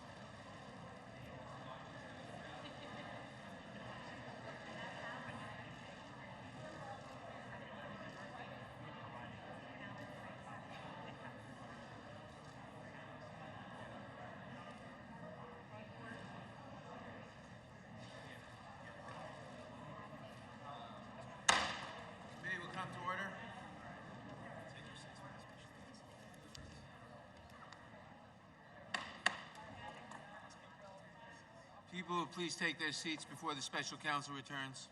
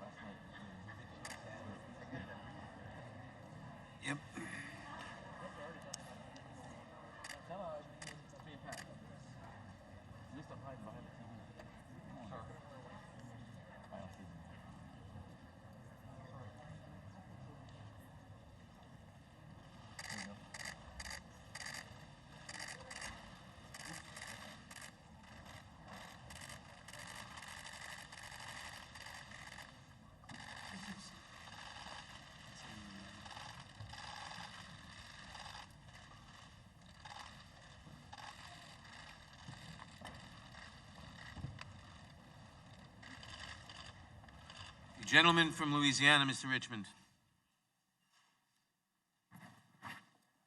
Thank you, Mr. Chairman. Mr. Mueller, Congressman Deutsch addressed Trump's request to McGann to fire you. Representative Bass talked about the president's request of McGann to deny the fact that the president made that request. So I want to pick up where they left off, and I want to pick up with the president's personal lawyer. In fact, there was evidence that the president's personal lawyer was alarmed at the prospect of the president meeting with Mr. McGann to discuss Mr. McGann's refusal to deny the New York Times report about the president trying to fire you, correct? Correct. In fact, the president's counsel was so alarmed by the prospect of the president's meeting with McGann that he called Mr. McGann's counsel and said that McGann could not resign no matter what happened in the Oval Office that day, correct? Correct. So it's accurate to say that the president knew that he was asking McGann to deny facts that McGann, quote, had repeatedly said were accurate, unquote. Isn't that right? Correct. Your investigation also found, quote, by the time of the Oval Office meeting with the president was aware, one, that McGann did not think the story was false, two, did not want to issue a statement or create a written record denying facts that McGann believed to be true. The president nevertheless persisted and asked McGann to repudiate facts that McGann had repeatedly said were accurate. Isn't that correct? Generally true. I believe that's on page 119. Thank you. In other words, the president was trying to force McGann to say something that McGann did not believe to be true. That's accurate. I want to reference you to a slide, and it's on page 120. And it says, substantial evidence indicates that in repeatedly urging McGann to dispute that he was ordered to have the special counsel terminated, the president acted for the purpose of influencing McGann's account in order to deflect or prevent further scrutiny of the president's conduct towards the investigation. It's accurate. Can you explain what you meant there? I'm just going to leave it in, as it appears in the report. So it's fair to say the president tried to protect himself by asking staff to falsify records relevant to an ongoing investigation. I would say that's generally a summary.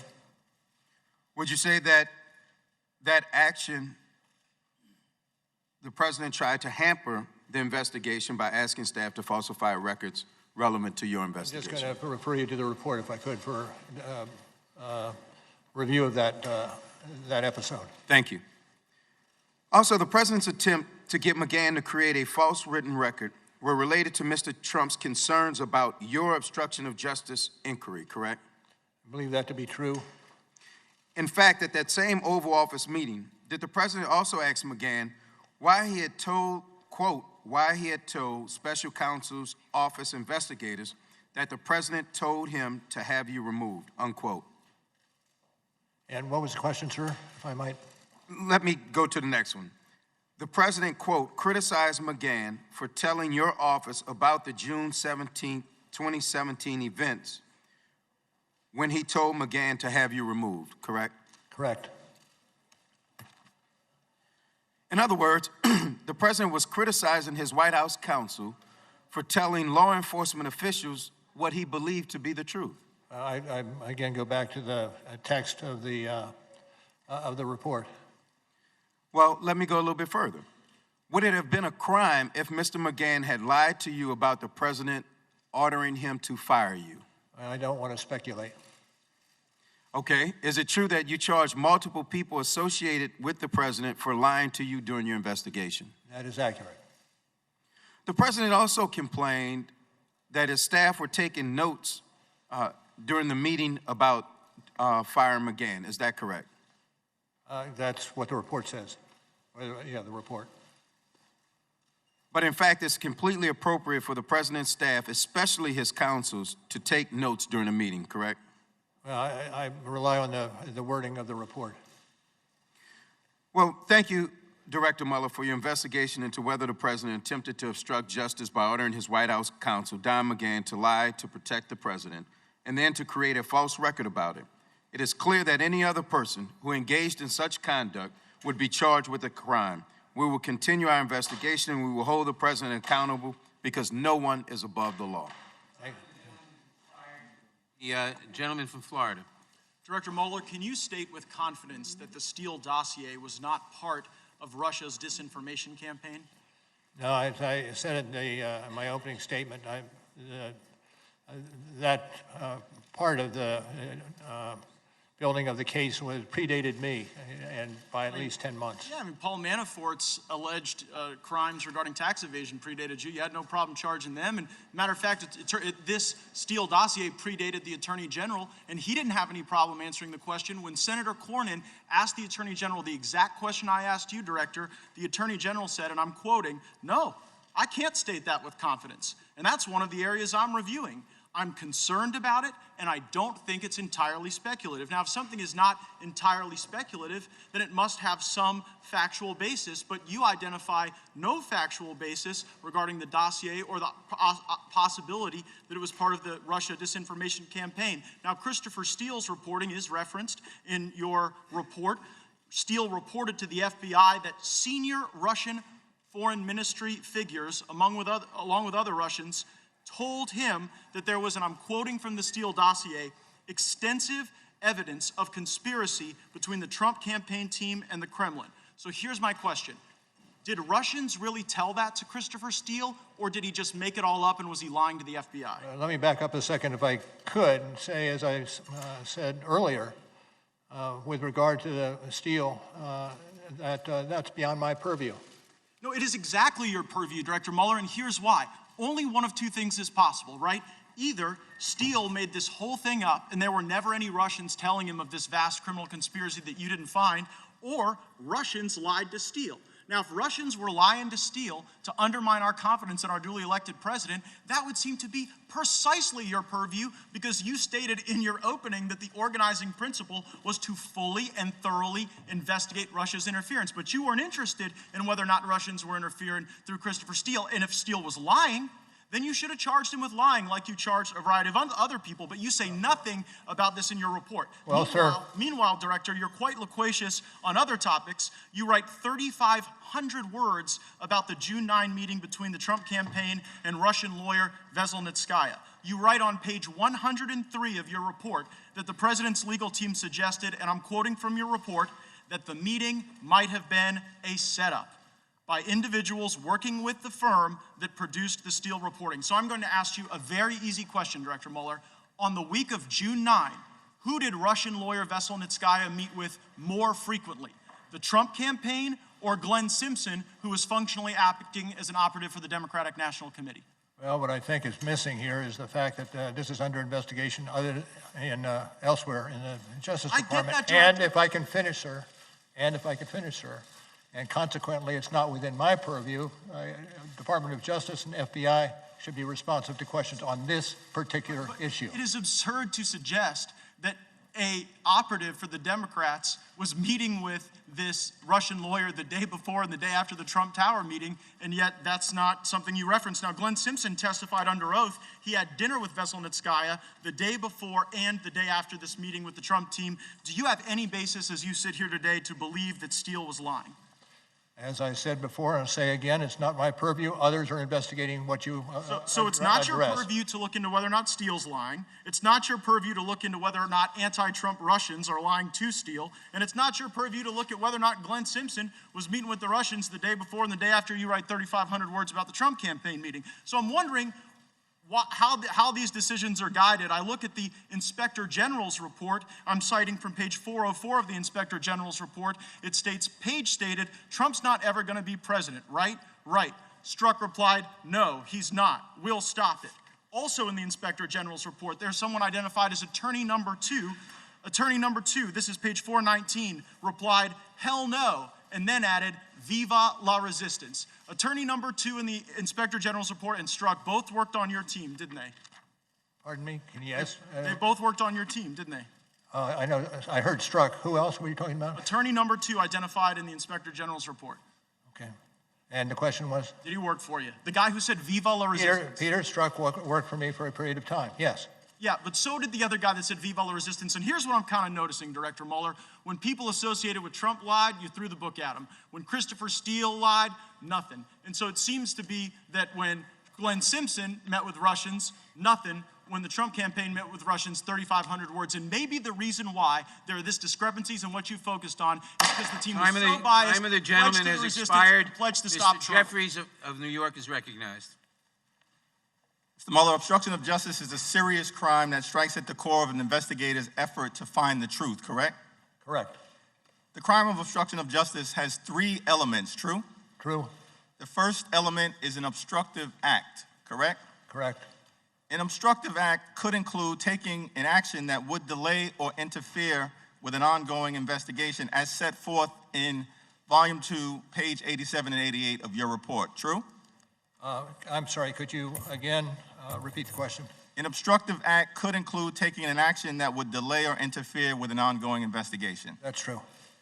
Your investigation found evidence that President Trump took steps to terminate the special counsel, correct? Correct. Mr. Mueller, does ordering the termination of the head of a criminal investigation constitute an obstructive act? That would be, Let me refer you to the report. Let me refer you to page 87 and 88 of Volume 2, where you conclude the attempt to remove the special counsel would qualify as an obstructive act if it would naturally obstruct the investigation and any grand jury proceedings that might flow from the inquiry, correct? Yes, I've got that now. Thank you. Thank you. The second element of obstruction of justice is the presence of an obstructive act in connection with an official proceeding, true? True. Does the special counsel's criminal investigation into the potential wrongdoing of Donald Trump constitute an official proceeding? And that's an area which I cannot get into. Okay. President Trump tweeted on June 16th, 2017, quote, I am being investigated for firing the FBI director by the man who told me to fire the FBI director, witch hunt. The June 16th tweet just read was cited on page 89 in Volume 2, constitutes a public acknowledgement by President Trump that he was under criminal investigation, correct? I think generally correct. One day later, on Saturday, June 17th, President Trump called White House counsel Don McGann at home and directed him to fire the special counsel, true? I believe it to be true. I think I may have stated in response to questions some. That is correct. President Trump told Don McGann, quote, Mueller has to go, close quote, correct? Correct. Your report found on page 89, volume 2, that substantial evidence indicates that by June 17th, the president knew his conduct was under investigation by a federal prosecutor who could present any evidence of federal crimes to a grand jury, true? True. The third element, second element having just been satisfied, the third element of the crime of obstruction of justice is corrupt intent, true? True. Corrupt intent exists if the president acted to obstruct an official proceeding for the improper purpose of protecting his own interests, correct? That's generally correct. Thank you. The only thing I would say is we are going through the three elements of the proof of the obstruction of justice charges. When the fact of the matter is, we got. Excuse me, just one second. Well, thank you, Mr. Mueller. Let me move on in the interest of time. Upon learning about the appointment of the special counsel, your investigation found that Donald Trump stated to the then Attorney General, quote, "Oh my God, this is terrible. This is the end of my presidency. I'm effed." Is that correct? Correct. Is it fair to say that Donald Trump viewed the special counsel's investigation into his conduct as adverse to his own interests? I think that generally is true. The investigation found evidence, quote, that the president knew that he should not have directed Don McGann to fire the special counsel, correct? And where do you have that quote? Page 90, volume 2. There's evidence that the president knew he should not have made those calls to McGann, close quote. I see that, yes, that's accurate. The investigation also found substantial evidence that President Trump repeatedly urged McGann to dispute that he was ordered to have the special counsel terminated, correct? Correct. The investigation found substantial evidence that when the president ordered Don McGann to fire the special counsel and then lie about it, Donald Trump, 1, committed an obstructive act, 2, connected to an official proceeding, 3, did so with corrupt intent. Those are the elements of obstruction of justice. This is the United States of America. No one is above the law. No one. The president must be held accountable one way or the other. Well, let me just say, if I might, I don't subscribe necessarily to your the way you analyze that. I'm not saying it's out of the ballpark, but I'm not supportive of that analytical charge. Thank you. Thank you, Mr. Chairman. Mr. Mueller over here. Hi. Hi. I want to start by thanking you for your service. You joined the Marines and led a rifle platoon in Vietnam, where you earned a Bronze Star, Purple Heart, and other commendations. You served as an assistant United States attorney leading the homicide unit here in D.C., U.S. attorney for the District of Massachusetts and later Northern District of California, assistant attorney general for DOJ's criminal division, and the FBI director. So thank you. I appreciate that. But having reviewed your biography, it puzzles me why you handled your duties in this case the way you did. The report contradicts what you taught young attorneys at the Department of Justice, including to ensure that every defendant is treated fairly, or as Justice Sutherland said in the Berger case, a prosecutor is not the representative of an ordinary party to a controversy, but of a sovereignty, whose interest in a criminal prosecution is not that it shall win a case, but that justice shall be done, and that the prosecutor may strike hard blows, but he is not at liberty to strike foul ones. By listing the 10 factual situations and not reaching a conclusion about the merits of the case, you unfairly shifted the burden of proof to the president, forcing him to prove his innocence while denying him a legal forum to do so. And I've never heard of a prosecutor declining a case and then holding a press conference to talk about the defendant. You noted 8 times in your report that you had a legal duty under the regulations to either prosecute or decline charges. Despite this, you disregarded that duty. As a former prosecutor, I'm also troubled with your legal analysis. You discussed 10 separate factual patterns involving alleged obstruction, and then you failed to separately apply the elements of the applicable statutes. I looked at the 10 factual situations, and I read the case law. And I have to tell you, just looking at the Flynn matter, for example, the 4 statutes that you cited for possible obstruction, 1503, 1505, 1512b3 and 1512c2. When I look at those concerning the Flynn matter, 1503 is inapplicable because there wasn't a grand jury or trial jury impaneled, And Director Comey was not an officer of the court as defined by the statute. Section 1505 criminalizes acts that would obstruct or impede administrative proceedings as those before Congress or an administrative agency. The Department of Justice Criminal Resource Manual states that the FBI investigation is not a pending proceeding. 1512b3 talks about intimidation, threats of force to tamper with a witness. General Flynn at the time was not a witness, and certainly Director Comey was not a witness. And 1512c2 talks about tampering with a record, and as Joe Biden described the statute as being debated on the Senate floor, he called this a statute criminalizing document shredding, and there's nothing in your report that alleges that the president destroyed any evidence. So what I have to ask you, and what I think people are working around in this hearing is, let me lay a little foundation for it. The ethical rules require that a prosecutor have a reasonable probability of conviction to bring a charge. Is that correct? Sounds generally accurate. Okay. And the regulations concerning your job as special counsel state that your job is to provide the Attorney General with a confidential report explaining the prosecution or declination decisions reached by your office. You recommended declining prosecution of President Trump and anyone associated with his campaign because there was insufficient evidence to convict for a charge of conspiracy with Russian interference in the 2016 election. Is that fair? That's fair.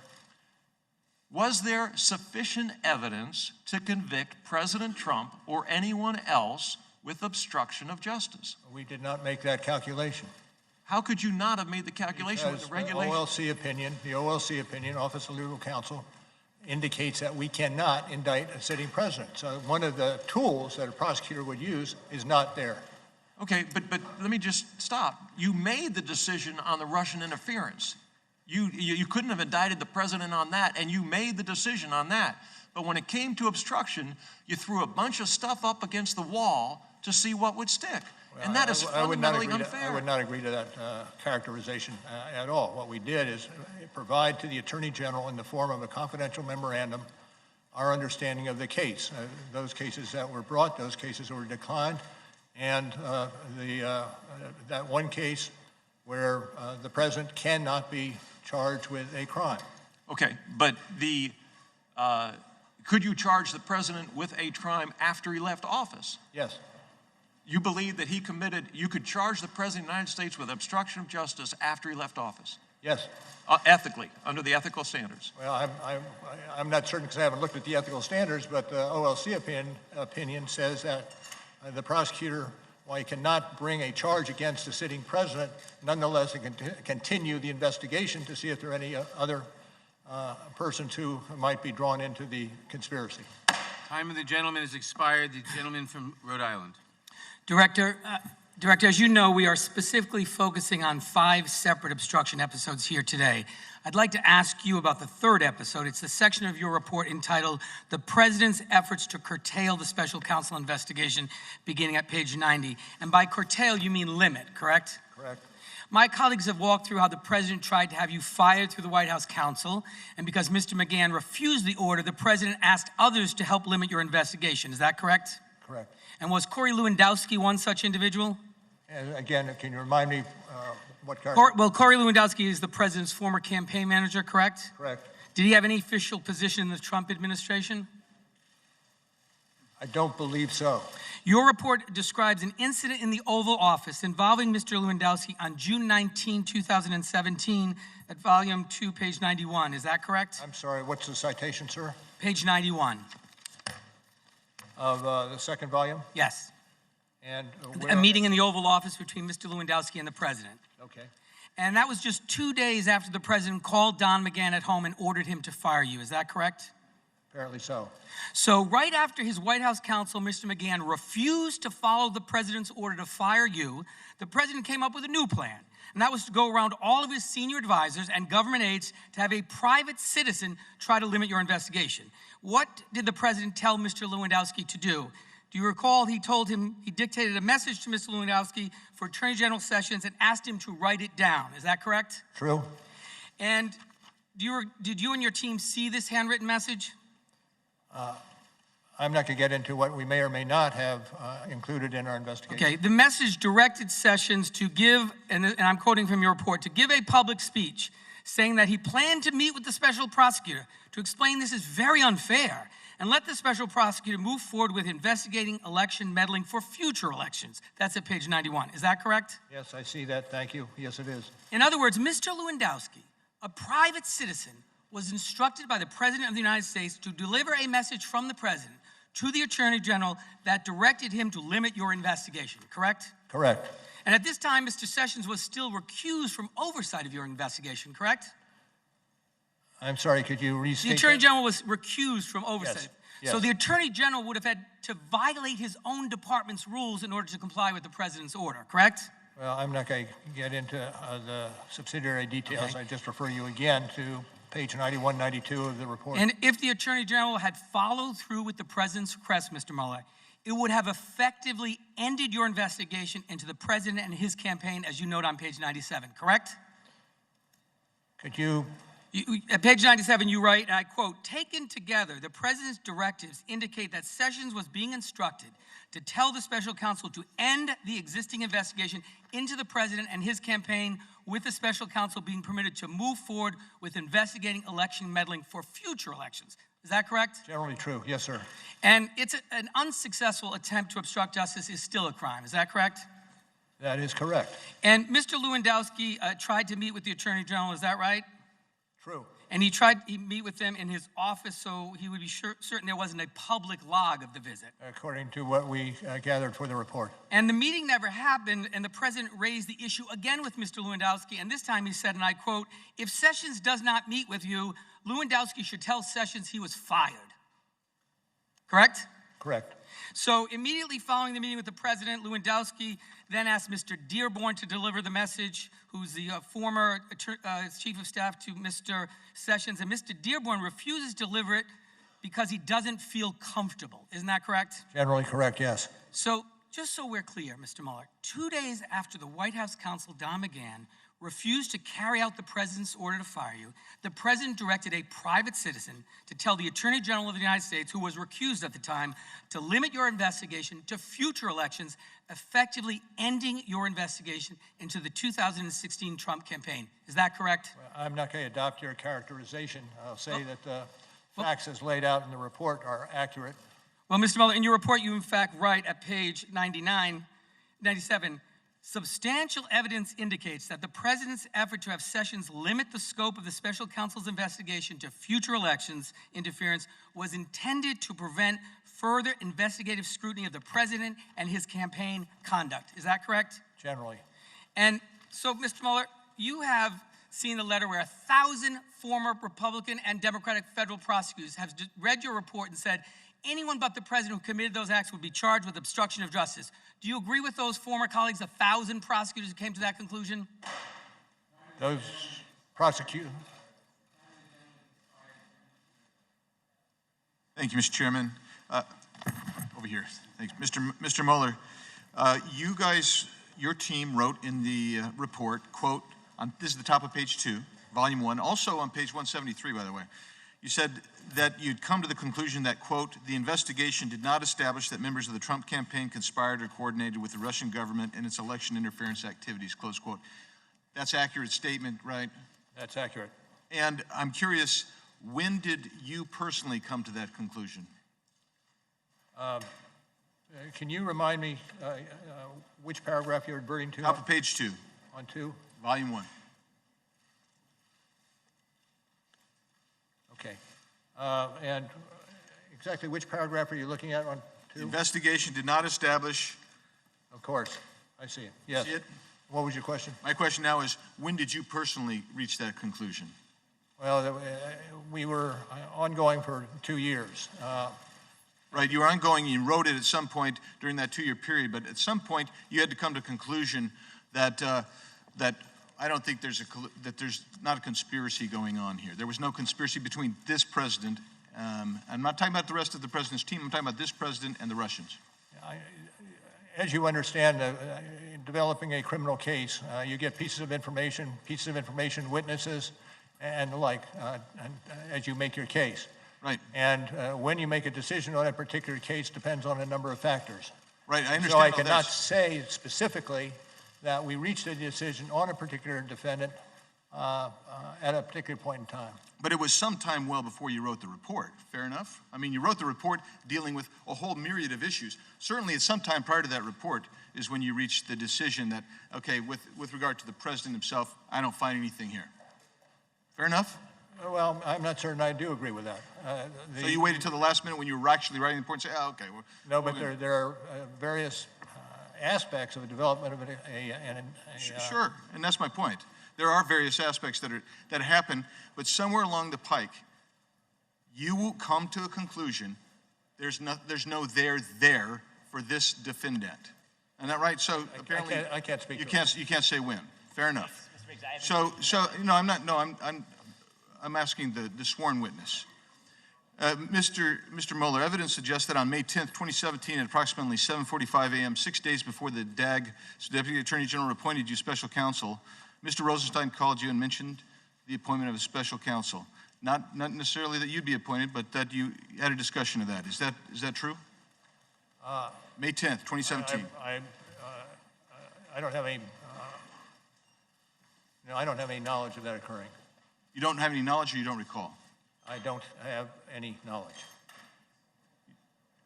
Evidence also suggests. I mean, given that what I saw you do, are you questioning that? Well, I just find it intriguing. Let me just tell you that there's evidence that suggests that phone call took place and that's what was said. So let's move to the next question. Evidence suggests that also on May 12th, 2017, 5 days before the DAG appointed you special counsel, you met with Mr. Rosenstein in person. Did you discuss the appointment of a special counsel then? Not necessarily that you, but that there would be a special counsel. I've gone into waters that don't allow me to give you an answer to that particular question. It relates to the internal discussions he would have in terms of indicting an individual. It has nothing to do with indictment. It has to do with special counsel and whether you discussed that with Mr. Rosenstein. Evidence also suggests on May 13th, 4 days before you were appointed special counsel, you met with former Attorney General Sessions and Rosenstein, and you spoke about special counsel. Do you remember that? Not offhand, no. Okay. And on May 16th, the day before you were appointed special counsel, you met with the president and Rod Rosenstein. Do you remember having that meeting? Yes. And discussion of the position of FBI director took place. Do you remember that? Yes. And did you discuss at any time in that meeting Mr. Comey's termination? No. Did you discuss at any time in that meeting the potential appointment of a special counsel? Not necessarily you, but just in general terms. I can't get into the discussions on that.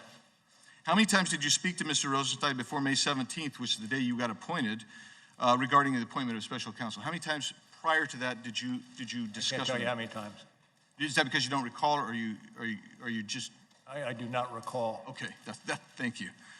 How many times did you speak with Mr. Comey about any investigations pertaining to Russia prior to May 17, 2017? Did you have any? Not at all. Zero? Zero. Okay. Now, my time has expired, so. Time of the gentleman has expired. The gentleman from California.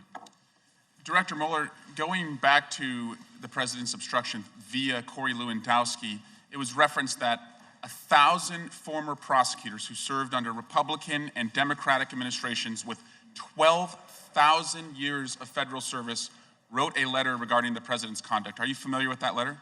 I've read about that letter, yes. And some of the individuals who signed that letter, the statement of former prosecutors, are people you worked with. Is that right? Quite probably, yes. People that you respect? Quite probably, yes. And in that letter, they said all of this conduct, trying to control and impede the investigation against the president by leveraging his authority over others, is similar to conduct we have seen charged against other public officials and people in powerful positions. Are they wrong? They have a different case. Do you want to sign that letter, Director Mueller? They have a different case. Director Mueller, thank you for your service, going all the way back to the 60s when you courageously served in Vietnam. Because I have a seat on the Intelligence Committee, I'll have questions later, and because of our limited time, I will ask to enter this letter into the record under unanimous consent and yield to my colleague from California, Mr. Liu. Thank you, Director Mueller, for your long history of service to our country. including your service as a Marine, where you earned a Bronze Star with a V device. I'd like to now turn to the elements of obstruction of justice as applied to the President's attempts to curtail your investigation. The first element of obstruction of justice requires an obstructive act, correct? Correct. Okay, I'd like to direct you to page 97 of volume 2 of your report. And you wrote there on page 97, quote, Sessions was being instructed to tell the special counsel to end the existing investigation into the president and his campaign, unquote. That's in the report, correct? Correct. That would be evidence of an obstructive act because it would naturally obstruct their investigation, correct? Correct. Okay. Let's turn now to the second element of the crime of obstruction of justice, which requires a nexus to an official proceeding.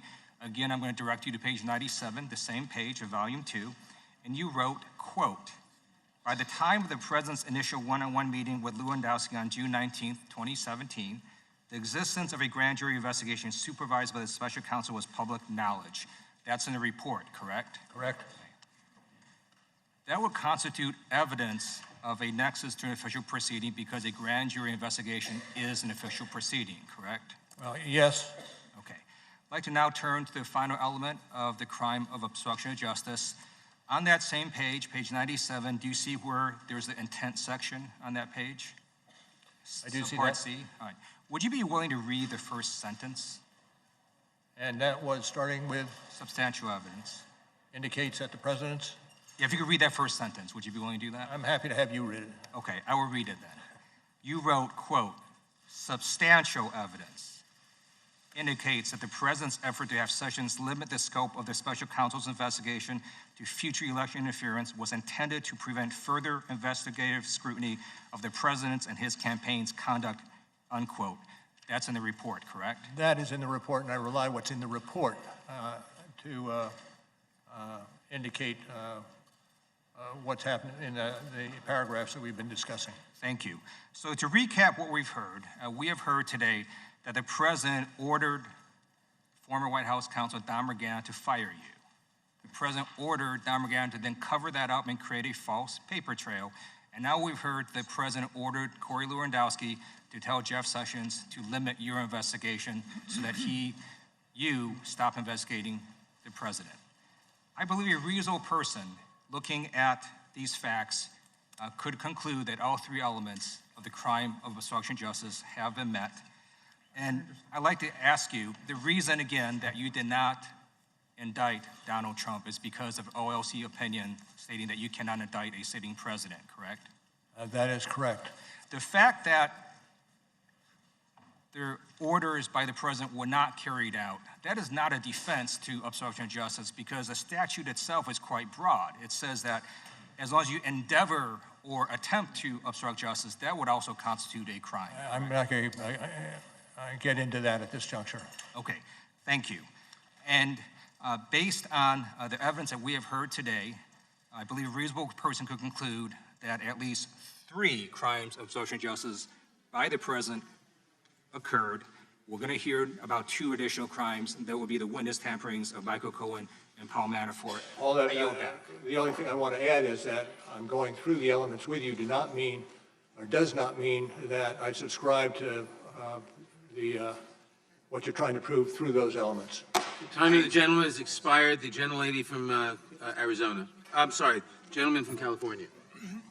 Thank you, Mr. Chairman. Mueller, over here. Thanks for joining us today. You had 3 discussions with Rod Rosenstein about your appointment as special counsel, May 10th, May 12th, and May 13th, correct? If you say so, I have no reason to dispute that. Then you met with the President on the 16th with Rod Rosenstein present, and then on the 17th you were formally appointed as special counsel. Were you meeting with the President on the 16th with knowledge that you were under consideration for appointment to special counsel? I did not believe I was under consideration for counsel. I had served 2 terms as FBI director. So the answer is no. And the answer is no. Greg Jarrett describes your office as the team of partisans. And as additional information is coming to light, there's a growing concern that political bias caused important facts to be omitted from your report in order to cast the president unfairly in a negative light. For example, John Dowd, the president's lawyer, leaves a message with Michael Flynn's lawyer on November 17th of 2017. The edited version in your report makes it appear that he was improperly asking for confidential information, and that's all we'd know from your report, except that the judge in the Flynn case ordered the entire transcript released, in which Dowd makes it crystal clear that's not what he was suggesting. So my question is, why did you edit the transcript to hide the exculpatory part of the message? Well, I'm not certain I would agree with your characterization as that we did anything to hide. Well, you omitted it. You quoted the part where he says we need some kind of heads up just for the sake of protecting all of our interests if we can, but you omitted the portion where he says without giving up any confidential information. Well, I'm not going to go further in terms of discussing well, let's go on. You extensively discuss Konstantin Kilimnik's activities with Paul Manafort. You describe him as, quote, a Russian-Ukrainian political consultant and longtime employee of Paul Manafort, assessed by the FBI to have ties to Russian intelligence. And again, that's all we know from your report, except we've since learned from news articles that Kilimnik was actually a U.S. State Department intelligence source, yet nowhere in your report is he so identified. Why was that fact? I don't necessarily credit what you're saying occurred. Were you aware that Kilimnik was I'm not going to go into the Department ins and outs. I'm not going to go into the ins and outs of what we had in the court. In the course of our investigation. Did you interview Konstantin Kilimnik? Pardon? Did you interview Konstantin Kilimnik? I can't go into the discussion of our investigative moves. And yet that is the basis of your report. Again, the problem we're having is we have to rely on your report for an accurate reflection of the evidence, and we're starting to find out that's not true. For example, your report famously links Russian internet troll farms with the Russian government. Yet at a hearing on May 28th in the Concord Management IRA prosecution that you initiated, the judge excoriated both you and Mr. Barr for producing no evidence to support this claim. Why did you suggest Russia was responsible for the troll farms when in court you've been unable to produce any evidence to support it? Well, I'm not going to get into that any further than I already have. But you have left the clear impression throughout the country through your report that it was the Russian government behind the troll farms, and yet when you're called upon to provide actual evidence in court, you fail to do so. Well, I would again dispute your characterization of what occurred in that proceeding. In fact, the judge, considered holding prosecutors in criminal contempt. She backed off only after your hastily called press conference the next day in which you retroactively made the distinction between the Russian government and the Russia troll farms. Did your press conference of May 29th have anything to do with the threat to hold your prosecutors in contempt the previous day for publicly misrepresenting the evidence? What was the question? The question is, did your May 29th press conference have anything to do with the fact that the previous day the judge threatened to hold your prosecutors in contempt for misrepresenting evidence? No. Now, the fundamental problem is, as I said, we've got to take your word. Your team faithfully, accurately, impartially, and completely described all of the underlying evidence in the Mueller report, and we're finding more and more instances where this just isn't the case. And it's starting to look like, having desperately tried and failed to make a legal case against the president, you made a political case instead. You put it in a paper sack, lit it on fire, dropped it on our porch, rang the doorbell, and ran. I don't think you reviewed a report that is as thorough, as fair, as consistent as the report that we have in front of us. Then why is contradictory Time of the gentleman is expired. The gentleman from Maryland is recognized. Director Mueller, let's go to a fourth episode of obstruction of justice in the form of witness tampering, which is urging witnesses not to cooperate with law enforcement, either by persuading them or intimidating them.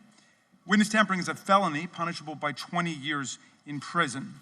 You found evidence that the president engaged in efforts, and I quote, to encourage witnesses not to cooperate with the investigation.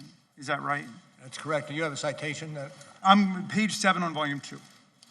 Thank you. Now, One of these witnesses was Michael Cohen, the president's personal lawyer, who ultimately pled guilty to campaign violations based on secret hush money payments to two women the president knew, and also to lying to Congress about the hoped-for $1 billion Trump Tower deal. After the FBI searched Cohen's home, the president called him up personally, he said, to check in, and told him to, quote, hang in there and stay strong. Is that right? Do you remember finding that? If it's in the report as stated, yes, it is right. Yes, also in the report, actually, are a series of calls made by other friends of the president. One reached out to say he was with the boss in Mar-a-Lago, and the president said, he loves you. His name is redacted. Another redacted friend called to say, the boss loves you, and a third redacted friend called to say, everyone knows the boss has your back. Do you remember finding that sequence of calls? Generally, yes. When the news, and in fact, Cohen said that following the receipt of these messages, I'm quoting here, page 147 of volume 2, he believed he had the support of the White House if he continued to toe the party line, and he determined to stay on message and be part of the team. That's at page 147. Do you remember generally finding that? Generally, yes. Well, Robert Costello, a lawyer close to the president's legal team, emailed Cohen to say, quote, you are loved, they are in our corner, sleep well tonight, and you have friends in high places. And that's up on the screen, page 147. You remember reporting that. Okay. Now, when the news first broke that Cohen had arranged payoffs to Stormy Daniels, Cohen faithfully stuck to this party line. He said that publicly that neither the Trump organization nor the Trump campaign was a party to the transaction, and neither reimbursed him. Trump's personal attorney at that point quickly texted Cohen to say, quote, client says thank you for what you do. Mr. Mueller, who is the capital C client thanking Cohen for what he does? I can't speak to that. Okay, the assumption in the context suggests very strongly it's President Trump. I can't speak to that. Okay. Cohen later broke and pled guilty to campaign finance offenses and admitted fully they were made, quote, at the direction of candidate Trump. Do you remember that? Yes. After Cohen's guilty plea, the president suddenly changed his tune towards Mr. Cohen, didn't he? I would say I rely on what's in the report. Well, he made the suggestion that Cohen family members had committed crimes. He targeted, for example, Cohen's father-in-law and repeatedly suggested that he was guilty of committing crimes, right? Generally accurate. Okay. On page 154, you give a powerful summary of these changing dynamics. And you said, I'm happy to have you read it, but I'm happy to do it if not. I have it in front of me, thank you. Would you like to read it? I would. Can you read it out loud to everybody?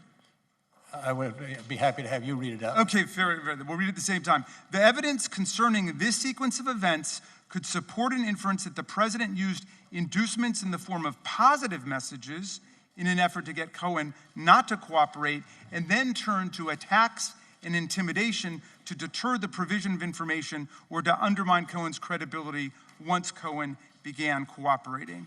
I believe that's accurate. Okay, and in my view, if anyone else in America engaged in these actions, they would have been charged with witness tampering. We must enforce the principle in Congress that you emphasize so well in the very last sentence of your report, which is that in America, no person is so high as to be above the law. I yield back, Mr. Chairman. Thank you, Mr. Chairman. Just recently, Mr. Mueller, you said Mr. Liu was asking you questions. And Mr. Liu's question, I quote, the reason you didn't indict the president is because of the OLC opinion. And you answered, that is correct. But that is not what you said in the report, and it's not what you told Attorney General Barr. And in fact, in a joint statement that you released with DOJ on May 29th, after your press conference, your office issued a joint statement with the Department of Justice that said, the Attorney General has previously stated that the special counsel repeatedly affirmed that he was not saying that but for the OLC opinion, he would have found the president obstructed justice. The special counsel's report in his statement today made clear that the office concluded it would not reach a determination one way or the other whether the president committed a crime. There is no conflict between these statements. So, Mr. Miller, do you stand by your joint statement with DOJ that you issued on May 29th as you sit here today? I would have to look at it more closely before I said I agree with it. Well, my conclusion is that what you told Mr. Liu really contradicts what you said in the report, and specifically what you said apparently repeatedly to Attorney General Barr, and then you issued a joint statement on May 29th saying that the Attorney General has previously stated that the special counsel repeatedly affirmed that he was not saying, but for the OLC report, that we would have found the president obstructed justice. So I just say there's a conflict. I do have some more questions. Mr. Mueller, there's been a lot of talk today about firing the special counsel and curtailing the investigation. Were you ever fired, Mr. Mueller, from Was I what? Were you ever fired as special counsel, Mr. Mueller? No. No. Were you allowed to complete your investigation unencumbered? Yes. And in fact, you resigned as special counsel when you closed up the office in late May 2019. Is that correct? That's correct. Thank you. Mr. Mueller, on April 18th, the Attorney General held a press conference in conjunction with the public release of your report. Did Attorney General Barr say anything inaccurate either in his press conference or his March 24th letter to Congress summarizing the principal conclusions of your report? Well, what you are not mentioning is a letter we sent on March 27th to Mr. Barr that raised some issues. And that letter speaks for itself.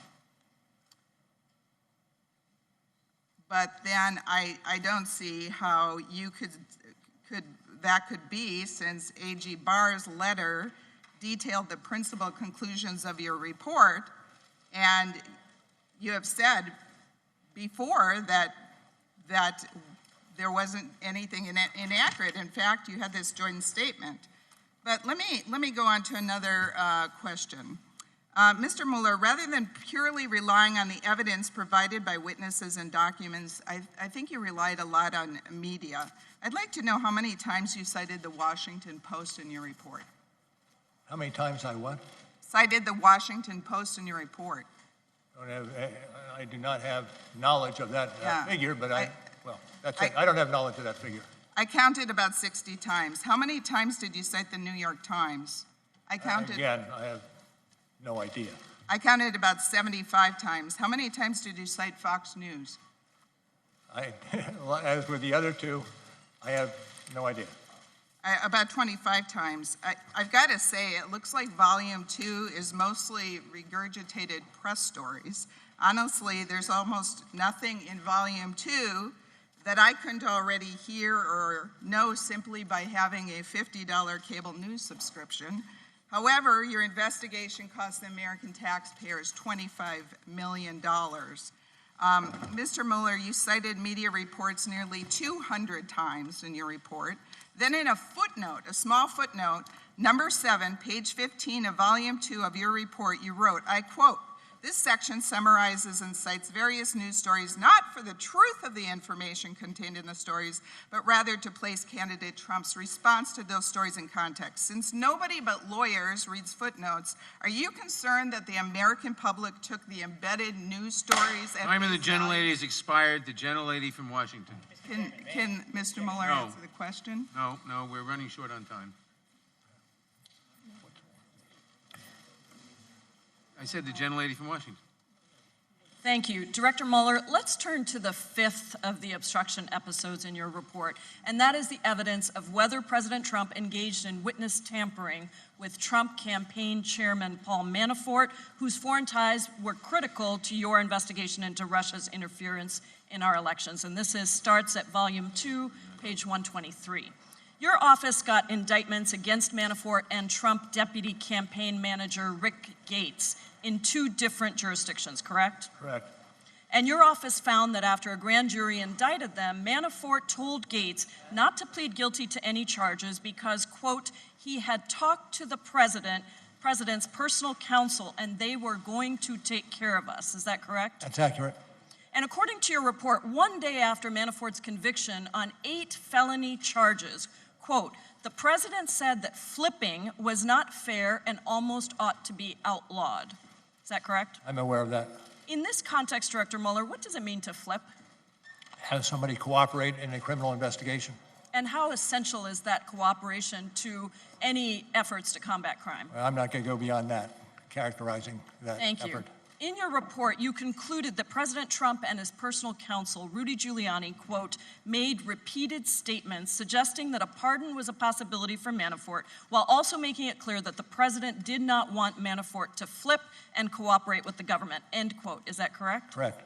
And as you stated earlier, witness tampering can be shown where someone with an improper motive encourages another person not to cooperate with law enforcement. Is that correct? Correct. Now, on page 123 of volume 2, you also discuss the president's motive, and you say that as court proceedings moved forward against Manafort, President Trump, quote, discussed with aides whether and in what way Manafort might be cooperating and whether Manafort knew any information that would be harmful to the president, end quote. Is that correct? And that was a quote from? From page 123, volume 2. I have it. Thank you. Yes. And when someone tries to stop another person from working with law enforcement and they do it because they're worried about what that person will say, it seems clear from what you wrote that this is a classic definition of witness tampering.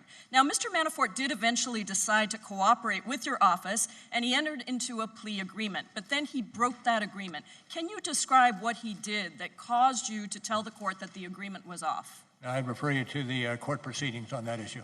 So on page 127 of volume 2, you told the court that Mr. Manafort lied about a number of matters that were material to the investigation, and you said that the Manafort's lawyers also, quote, regularly briefed the president's lawyers on topics discussed and the information that Manafort had provided in interviews with the special counsel's office. Does that sound right? And the source of that is? That's page 127, volume 2. That's a direct quote. If it's from the report, yes, I'd support it. And 2 days after you told the court that Manafort broke his plea agreement by lying repeatedly, did President Trump tell the press that Mr. Manafort was, quote, very brave because he did not flip? This is page 128 of volume 2. If it's in the report, I support it as it is set forth. Thank you. Director Mueller, in your report, you make a very serious conclusion about the evidence regarding the president's involvement with the Manafort criminal proceedings. Let me read to you from your report. Evidence concerning the president's conduct toward Manafort indicates that the president intended to encourage Manafort to not cooperate with the government. It is clear that the president both publicly and privately discouraged Mr. Manafort's cooperation or flipping while also dangling the promise of a pardon if he stayed loyal and did not share what he knew about the president. Anyone else who did these things would be prosecuted for them. We must ensure that no one is above the law. And I thank you for being here, Director Mueller. Yield back. Gentleman from Pennsylvania. Thank you, Mr. Chairman. Mr. Mueller, I'm over here, I'm sorry. Mr. Mueller, are you familiar with the now expired independent counsel statute? It's the statute under which Ken Starr was appointed. That Ken Starr did what? I'm sorry. Are you familiar with the independent counsel statute? Are you talking about the one we operating under now or a previous? No, under which Ken Starr was appointed. I am not that familiar with that, but I'd be happy to take your question. Well, the Clinton administration allowed the independent counsel statute to expire after Ken Starr's investigation. The final report requirement was a major reason why the statute was allowed to expire. Even President Clinton's AG, Janet Reno, expressed concerns about the final report requirement. And I'll quote AG Reno. She said, on one hand, the American people have an interest in knowing the outcome of an investigation of their highest officials. On the other hand, the report requirement cuts against many of the most basic traditions and practices of American law enforcement. Under our system, we presume innocence and we value privacy. We believe that information obtained during a criminal investigation should, in most cases, be made public only if there is an indictment and prosecution, not in a lengthy and detailed report filed after a decision has been made not to prosecute. The final report provides a forum for unfairly airing a target's dirty laundry, and it also creates yet another incentive for an independent counsel to over-investigate in order to justify his or her tenure and to avoid criticism that the independent counsel may have left a stone unturned. Again, Mr. Mueller, those are A.G. Reno's words. Didn't you do exactly what A.G. Reno feared? Didn't you publish a lengthy report unfairly airing the target's dirty laundry without recommending charges? I disagree with that. Okay. Did any of your witnesses have the chance to be cross-examined? Can I just finish my answer on that? Quickly. I operate under the current statute, not the original statute. So I am most familiar with the current statute, not the older statute. Did any of the witnesses have a chance to be cross-examined? Did any of the witnesses in our investigation? Yes.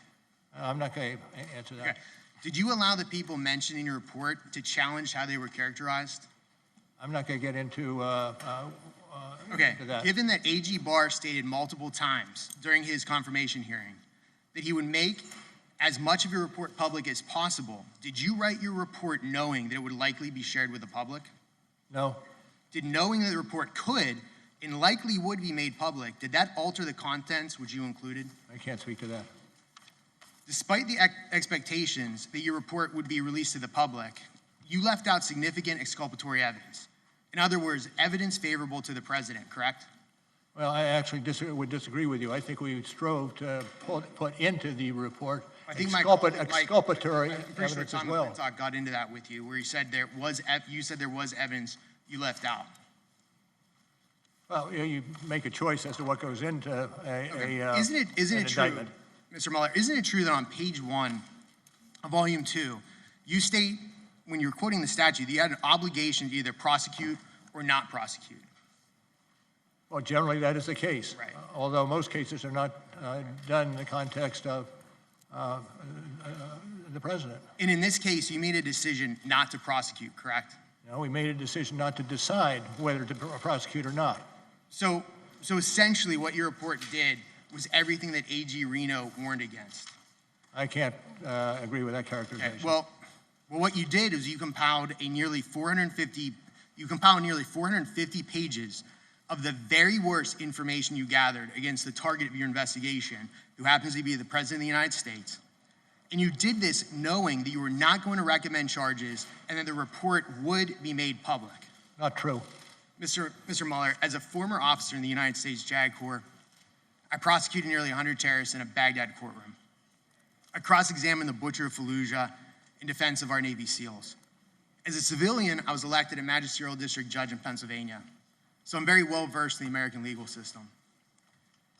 The drafting and the publication of some of the information in this report without an indictment, without prosecution, frankly flies in the face of American justice. And I find those facts, this entire process, un-American. I yield the remainder of my time to my colleague, Jim Jordan. Director Mueller, the third FISA renewal happens a month after you're named special counsel. What role did your office play in the third FISA renewal of Carter Page? I'm not going to talk to that. Time of the gentleman has expired. The gentlelady from Florida. Director Mueller, a couple of my colleagues right here wanted to talk to you or ask you about lies. So let's talk about lies. According to your report, page 9, volume 1, witnesses lied to your office and to Congress. Those lies materially impaired the investigation of Russia interference, according to your report. Other than the individuals who pled guilty to crimes based on their lying to you and your team, did other witnesses lie to you? I think there are probably a spectrum of witnesses in terms of those who are not telling the full truth and those are outright liars. Thank you very much. Outright liars. It is fair to say then that there were limits on what evidence was available to your investigation of both Russia election interference and obstruction of justice. That's true, and it's usually the case. And that lies by Trump campaign officials and administration officials impeded your investigation. I would generally agree with that. Thank you so much, Director Mueller. You will be hearing more from me in the next hearing, so I yield the balance of my time to Mr. Correa. Thank you. Mr. Mueller, first of all, let me welcome you. Thank you for your service to our country. You're a hero. Vietnam War vet, wounded war vet. We won't forget your service to our country. Thank you, sir. I may begin. Because of time limits, we have gone in depth on only 5 possible episodes of obstruction. There's so much more. And I want to focus on another section of obstruction, which is the President's conduct concerning Michael Flynn, the President's National Security Advisor.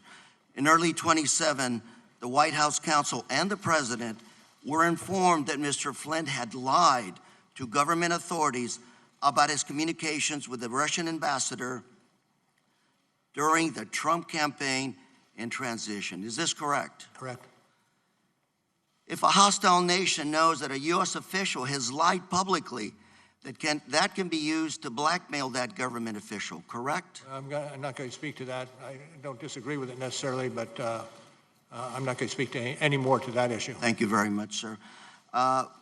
Flynn resigned on February 13, 2016. And the very next day, when the president was having lunch with New Jersey Governor Chris Christie, did the president say, open quotes, "Now that we fired Flynn, the Russia thing is over," close quote. Is that correct? Correct. And is it true that Christie responded by saying, open quotes, "No way, and this Russia thing is far from over," close quote? That's the way we have it in the report. Thank you. And after President met with Christie, later that same day, the president arranged to meet with then FBI Director James Comey, alone in the Oval Office, correct? Correct, particularly if you have the citation to the report. Page 3940, Volume 2. Thank you very much.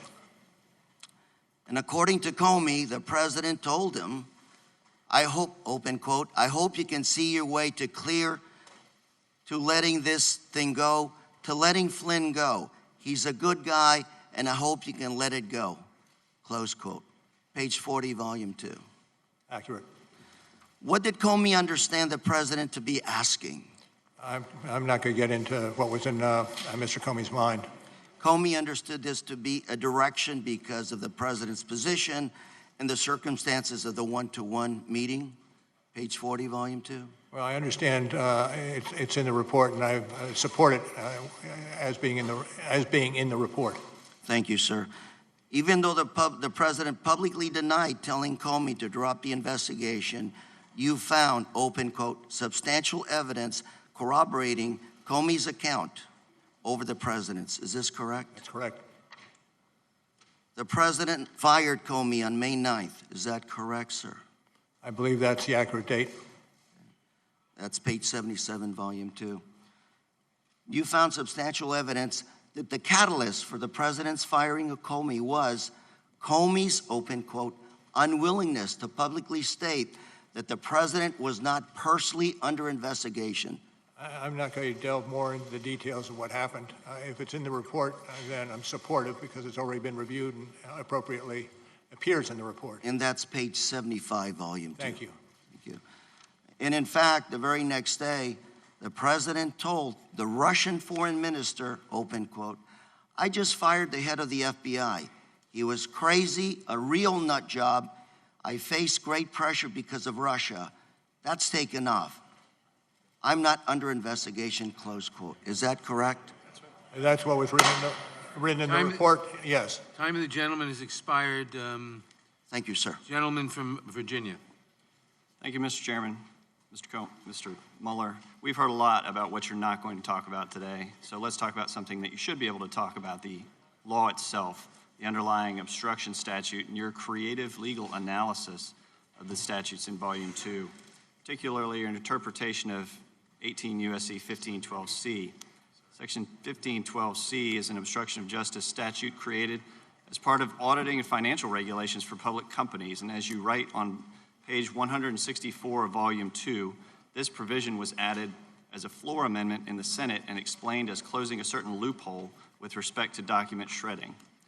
And to read the statute, whoever corruptly alters, destroys, mutilates, or conceals a record, document, or other object, or attempts to do so with the intent to impair the object's integrity or availability for use in an official proceeding, or otherwise obstructs, influences, or impedes any official proceeding or attempts to do so, shall be fined under this statute or in prison not more than 20 years or both. Your analysis and application of the statute proposes to give Clause C2 a much broader interpretation than commonly used. First, your analysis proposes to read Clause C2 in isolation, reading it as a freestanding, all-encompassing provision prohibiting any act influencing a proceeding if done with an improper motive. And second, your analysis of the statute to apply this proposes to apply this sweeping prohibition to lawful acts taken by public officials exercising their discretionary powers if those acts influence a proceeding. So, Mr. Mueller, I'd ask you, in analyzing the obstruction, you state that you recognize that the Department of Justice and the courts have not definitively resolved these issues, correct? Correct. You'd agree that not everyone in the Justice Department agreed with your legal theory of the obstruction of justice statutes, correct? I'm not going to be involved in the discussion on that at this juncture. In fact, the Attorney General himself disagrees with your interpretation of the law, correct? I leave that to the Attorney General to identify. And you would agree that prosecutors sometimes incorrectly apply the law, correct? I would have to agree with that one. Yes. And members of your legal team, in fact, have had convictions overturned because they were based on an incorrect legal theory, correct? I don't know to what you advert. We've all who spent time in the trenches trying cases have not won every one of those cases. Well, let me ask you about one in particular. One of your top prosecutors, Andrew Weissman, obtained a conviction against auditing firm Arthur Anderson, lower court, which was subsequently overturned in a unanimous Supreme Court decision that rejected the legal theory advanced by Weissman, correct? Well, I'm not going to delve into that. Let me read from that. Maybe it'll May I just finish my answer to say that I'm not going to get involved in a discussion on that. I will refer you to that citation that you gave me at the outset for the lengthy discussion on just what you're talking about, and to the extent that I have anything to say about it, it is what we've already put into the report on that issue. I am reading from your report when discussing this section, and I'll read from the decision of the Supreme Court unanimously reversing Mr. Weissman when he said, indeed, it's striking how little culpability the instructions required. For example, the jury was told that even if petitioner honestly and sincerely believed his conduct was lawful, the jury could convict. The instructions also diluted the meaning of corruptly such that it covered innocent conduct. Let me just say, put in a word for... Let me move on. I've limited time. Your report takes the broadest possible reading of this provision and applying it to the president's official acts, and I'm concerned about the implications of your theory for over-criminalizing conduct by public officials and private citizens alike. So to emphasize how broad your theory of liability is, I want to ask you about a few examples. On October 11th, 2015, during the FBI investigation into Hillary Clinton's use of a private email server, President Obama said, "I don't think it posed a national security problem." And he later said, "I can tell you that this is not a situation in which America's national security was endangered." Assuming for a moment that his comments did influence the investigation, couldn't President Obama be charged under your interpretation with obstruction of justice?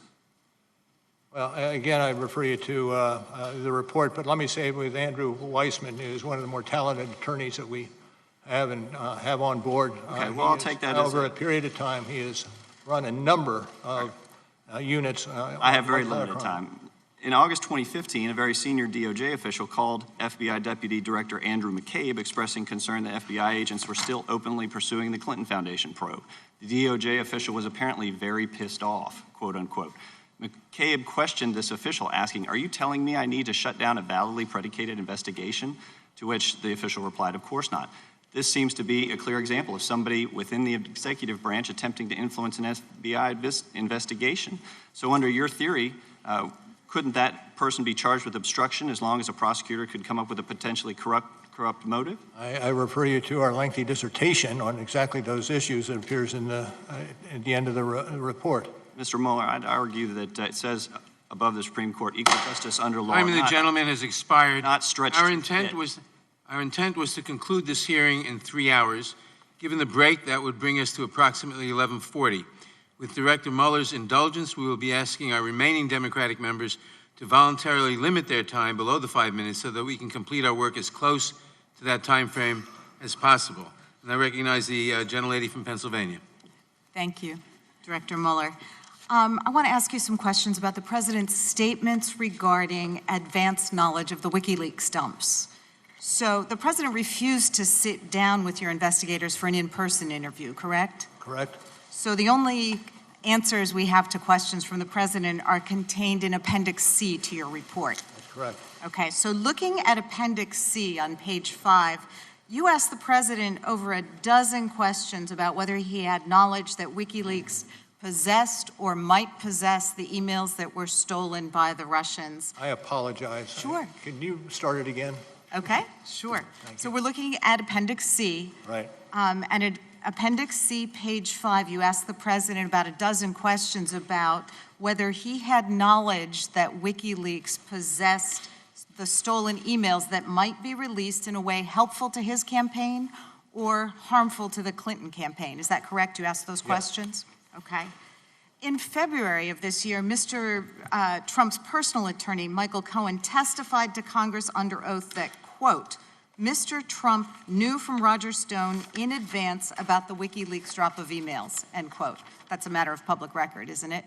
Well, are you referring to the report or some other public record? This was testimony before Congress by Mr. Cohen. Do you know if he told And you? I'm not familiar with it, explicitly familiar with what he testified to before Congress. Okay. Let's look at an event described on page 18 of volume 2 of your report.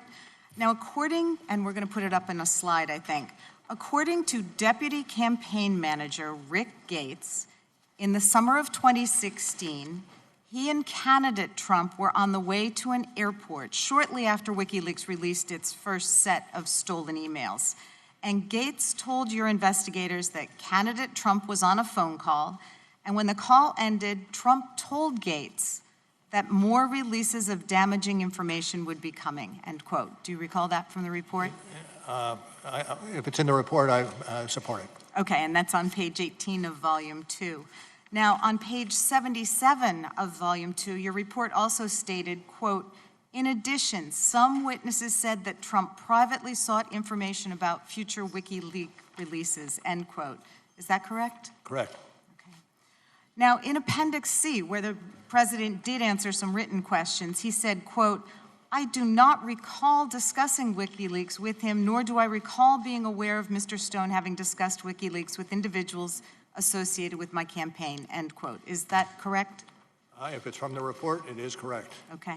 So is it fair to say the president denied ever discussing WikiLeaks with Mr. Stone and denied being aware that anyone associated with his campaign discussed WikiLeaks with Stone? I'm sorry, could you repeat that one? Is it fair then that the president denied knowledge of himself or anyone else discussing WikiLeaks dumps with Mr. Stone? Yes. Okay. And with that, I would yield back. Thank you, ma'am. Thank you, Mr. Chair. Mr. Mueller, over here. Mr. Mueller, did you indeed interview for the FBI director job one day before you were appointed as special counsel? My understanding, I was not applying for the job. I was asked to give my input on what it would take to do the job, which triggered the interview you're talking about. So you don't recall on May 16, 2017, that you interviewed with the president regarding the FBI director job? I interviewed with the president, and regarding the FBI director job? It was about the job and not about me applying for the job. So your statement here today is that you didn't interview to apply for the FBI director job? That's correct. So did you tell the vice president that the FBI director position would be the one job that you would come back for? Don't recall that one. You don't recall that? No. Okay. Given your 22 months of investigation, tens of millions of dollars spent, and millions of documents reviewed, did you obtain any evidence at all that any American voter changed their vote as a result of Russians' election interference? I'm not going to speak to that. You can't speak to that? After 22 months of investigation, there's not any evidence in that document before us that any voter changed their vote because of their interference, and I'm asking you based on all of the documents that you reviewed. That was outside our purview. Russian meddling was outside your purview? But the impact of that meddling was undertaken by other agencies. Okay, you stated in your opening statement that you would not get into the details of the Steele dossier. However, multiple times in volume 2 on page 23, 27, and 28, you mentioned the unverified allegations. How long did it take you to reach the conclusion that it was unverified? I'm not going to speak to that. It's actually in your report multiple times that it's unverified, and you're telling me that you're not willing to tell us how you came to the conclusion that it was unverified. True. When did you become aware that the unverified Steele dossier was included in the FISA application to spy on Carter Page? I'm sorry, what was the question? When did you become aware that the unverified Steele dossier was included in the FISA application to spy on Carter Page? I'm not going to speak to that. Your team interviewed Christopher Steele, is that correct? Not going to get into that. You can't tell this committee as to whether or not you interviewed Christopher Steele in a 22-month investigation with 18 lawyers. As I said at the outset, that is one of the investigations that is being handled by others in the Department of Justice. Yeah, but you're here testifying about this investigation today, and I am asking you directly, did any members of your team or did you interview Christopher Steele in the course of your investigation? And I am not going to answer that question, sir. You had 2 years to investigate. Not once did you consider it worthy to investigate how an unverified document that was paid for by a political opponent was used to obtain a warrant to spy on the opposition political campaign. Did you do any investigation in that whatsoever? I do not accept your characterization of what occurred. What would be your characterization? I'm not going to speak any more to it. So you can't speak any more to it, but you're not going to agree with my characterization. Is that correct? Yes. The FISA application makes reference to Source One, who was Christopher Steele, the author of the Steele dossier. The FISA application says nothing Sources One's reason for conducting the research into candidate one's ties to Russia, based on Sources One previous reporting history with FBI, whereby Source One provided reliable information to the FBI. The FBI believes Source One's reporting herein to be credible. Do you believe the FBI's representation that Source One's reporting was credible to be accurate? I'm not going to answer that. So you're not going to respond to any of the questions regarding Christopher Steele or your interviews with them? Well, as I said at the outset this morning, that was one of the investigations that I could not speak to. Well, I don't understand how, if you interviewed an individual on the purview of this investigation that you're testifying to us today, that you've closed that investigation, how that's not within your purview to tell us about that investigation and who you interviewed. I have nothing to add. Okay, well, I can guarantee that the American people want to know. And I'm very hopeful and glad that AG Barr is looking into this and the Inspector General is looking into this, because you're unwilling to answer the questions of the American people as it relates to the very basis of this investigation into the president and the very basis of this individual who you did interview. You're just refusing to answer those questions. Can't the president fire the FBI director at any time without reason under Article 1 of the Constitution? Yes. Article 2? Yes. That's correct. Can't he also fire you as special counsel at any time without any reason? I believe that to be the case. Under Article 2? Well, hold on just a second. You said without any reason. I know that special counsel can be fired, but I'm not certain it extends to for whatever reason is given. Well, and you've testified that you weren't fired. You were able to complete your investigation in full. Is that correct? I'm not going to add to what I've stated before. My time's expired. Gentleman's time has expired. The gentlelady from Pennsylvania. From Texas. Thank you, Mr. Chairman, and thank you, Mr. Mueller, for being with us close to the afternoon now. Director Mueller, now I would like to ask you about the president's answers relating to Roger Stone. Roger Stone was indicted for multiple federal crimes, and the indictment alleges that Mr. Stone discussed future WikiLeaks email releases with the Trump campaign. Understanding there's a gag order on the Stone case, I will keep my questions restricted to publicly available information. Mr. Stone's indictment... Let me just say at the outset, I don't mean to disrupt you, but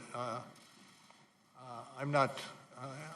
I would like some demarcation of that which is applicable to this, but also in such a way that it does not hinder the other prosecution that is taking place in D.C. I understand that. I'm only going to be talking about the questions that you asked in writing to the president. Thank you, ma'am. That relate to Mr. Stone. Mr. Stone's indictment states, among other things, the following, quote, Stone was contacted by senior Trump officials to inquire about future releases of Organization One being WikiLeaks. The indictment continues, quote, Stone thereafter told the Trump campaign about potential future releases of damaging material by WikiLeaks. So in short, the indictment alleges that Stone was asked by the Trump campaign to get information about more WikiLeaks releases, and that Stone, in fact, did tell the Trump campaign about potential future releases, correct? Yes, ma'am, but I see you're quoting from the indictment, and even though the indictment is a public document, I feel uncomfortable discussing anything having to do with the Stone prosecution. Right, the indictment is of record, and we pulled it off of the, I'm reading straight from it.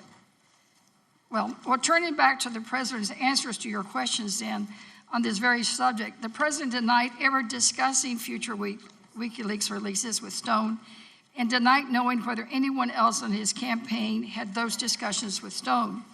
If you had learned that other witnesses, putting aside the President, if other witnesses had lied to your investigators in response to Pacific's questions, whether in writing or in an interview, could they be charged with false statement crimes? Well, I'm not going to speculate. I think you're asking for me to speculate, given a set of circumstances. Well, let's put it more specific. What if I had made a false statement to an investigator on your team? Could I go to jail for up to 5 years? Yes. Yes. Although it's Congress, so. Well, that's the point, though, isn't it? That no one is above the law. That's true. Not you, not the Congress, and certainly not the President. And I think it's just troubling to have to hear some of these things. And that's why the American people deserve to learn the full facts of the misconduct described in your report, for which any other person would have been charged with crimes. So thank you for being here. And again, the point has been underscored many times, but I'll repeat it. No one is above the law. Thank you. Thank you, ma'am. The gentleman from North Dakota is recognized. Mr. Mueller, how many people did you fire? How many people on your staff did you fire during the course of the investigation? How many people did you fire? I'm not going to discuss that. You fired, according to the Inspector General's report, attorney number 2 was let go, and we know Peter Strzok was let go, correct? Yes, and there may have been other persons on other issues that have been either transferred or fired. Peter Strzok testified before this committee on July 12, 2018, that he was fired because you were concerned about preserving the appearance of independence. Do you agree with this testimony? Say that again, if you could. He said he was fired at least partially because you were worried about concerned about preserving the appearance of independence with the special counsel's investigation. Do you agree with that statement? The statement was by whom? Peter Strzok at this hearing. And I am not familiar with that. Did you fire him because you were worried about the appearance of independence of the investigation? No, he was transferred as a result of instances involving texts. Do you agree that your office did not only have an obligation to operate with independence, but to operate with the appearance of independence as well? Absolutely. We strove to do that over the 2 years. Andrew Weissman? Part of that was making certain that. Andrew Weissman's one of your top attorneys? Yes. Did Weissman have a role in selecting other members of your team? He had some role, but not a major role. Andrew Weissman attended Hillary Clinton's election night party. Did you know that before or after he came onto the team? Don't know when I found that out. On January 30th, 2017, Weissman wrote an email to Deputy Attorney General Yates stating, "I am so proud and in awe," regarding her disobeying a direct order from the president. Did Weissman disclose that email to you before he joined the team? Yeah, I'm not going to talk about that. Is that not a conflict of interest? I'm not going to talk about that. Are you aware that Ms. Jeannie Rhee represented Hillary Clinton in litigation regarding personal emails originating from Clinton's time as Secretary of State? Yes. Did you know that before she came on the team? No. Aaron Zelbley, the guy sitting next to you, represented Justin Cooper, a Clinton aide who destroyed one of Clinton's mobile devices. And you must be aware by now that 6 of your lawyers donated $12,000 directly to Hillary Clinton. I'm not even talking about the $49,000 they donated to other Democrats, just the donations to the opponent who was the target of your investigation. Can I speak for a second to the hiring practices? Sure. We strove to hire those individuals that could do the job. I've been in this business for almost 25 years. And in those 25 years, I have not had occasion once to ask somebody about their political affiliation. It is not done. What I care about is the capability of the individual to do the job and do the job quickly and seriously and with integrity. But that's what I'm saying, Mr. Mueller. This isn't just about you being able to vouch for your team. This is about knowing that the day you accepted this role, you had to be aware no matter what this report concluded, half of the country was going to be skeptical of your team's findings. And that's why we have recusal laws that define bias and perceive bias for this very reason. 28 United States Code 528 specifically lists not just political conflict of interest, but the appearance of political conflict of interest. It's just simply not enough that you vouch for your team. The interests of justice demand that no perceived bias exists. I can't imagine a single prosecutor or judge that I have ever appeared in front of would be comfortable with these circumstances where over half of the prosecutorial team had a direct relationship to the opponent of the person being investigated. Well, let me one other fact that I put on the table, and that is we hired 19 lawyers over the period of time. Of those 19 lawyers, 14 of them were transferred from elsewhere in the Department of Justice. Only 5 came from outside. And so half of them had a direct relationship, political or personal, with the opponent of the person you were investigating. And that's my point. I wonder if not a single word in this entire report was changed, but rather the only difference was we switched Hillary Clinton and President Trump. If Peter Strzok had texted those terrible things about Hillary Clinton instead of President Trump, if a team of lawyers worked for, donated thousands of dollars to, and went to Trump's parties instead of Clinton's, I don't think we'd be here trying to prop up an obstruction allegation. My colleagues would have spent the last 4 months accusing your team of being bought and paid for by the Trump campaign, and we couldn't trust a single word of this report. They would still be accusing the president of conspiracy with Russia, and they would be accusing your team of aiding and abetting with that conspiracy. And with that, I yield back. Gentleman yields back. The gentleman from Colorado. Director Mueller, thank you for your service to our country. I'd like to talk to you about one of the other incidents of obstruction, and that's the evidence in your report showing the president directing his son and his communications director to issue a false public statement in June of 2017 about a meeting between his campaign and Russian individuals at Trump Tower in June of 2016. According to your report, Mr. Trump Jr. was the only Trump associate who participated in that meeting and who declined to be voluntarily interviewed by your office. Is that correct? Yes. Did Mr. Trump Jr. or his counsel ever communicate to your office any intent to invoke his Fifth Amendment right against self-incrimination? I'm not going to answer that. You did pose written questions to the president about his knowledge of the Trump Tower meeting. You also asked him about whether or not he had directed a false press statement. The president did not answer at all that question, correct? I don't have it in front of me. I take your word. I can represent to you that Appendix C, specifically C13, states as much. According to page 100 of Volume 2 of your report, your investigation found that Hope Hicks, the president's communications director, in June of 2017 was shown emails that set up the Trump Tower meeting, and she told your office that she was, quote, shocked by the emails because they looked, quote, really bad. True? Do you have the citation? Sure. It's page 100 of Volume 2. While you're flipping to that page, Director Mueller, I will also tell you that according to page 99 of Volume 2, those emails in question stated, according to your report, that the Crown Prosecutor of Russia had offered to provide the Trump campaign with some official documents and information that would incriminate Hillary and her dealings with Russia as part of Russia and its government's support for Mr. Trump. Trump Jr. responded, "If it's what you say, I love it." And he, Kushner, and Manafort met with the Russian attorneys and several other Russian individuals at Trump Tower on June 9th, 2016, end quote, correct? Generally accurate.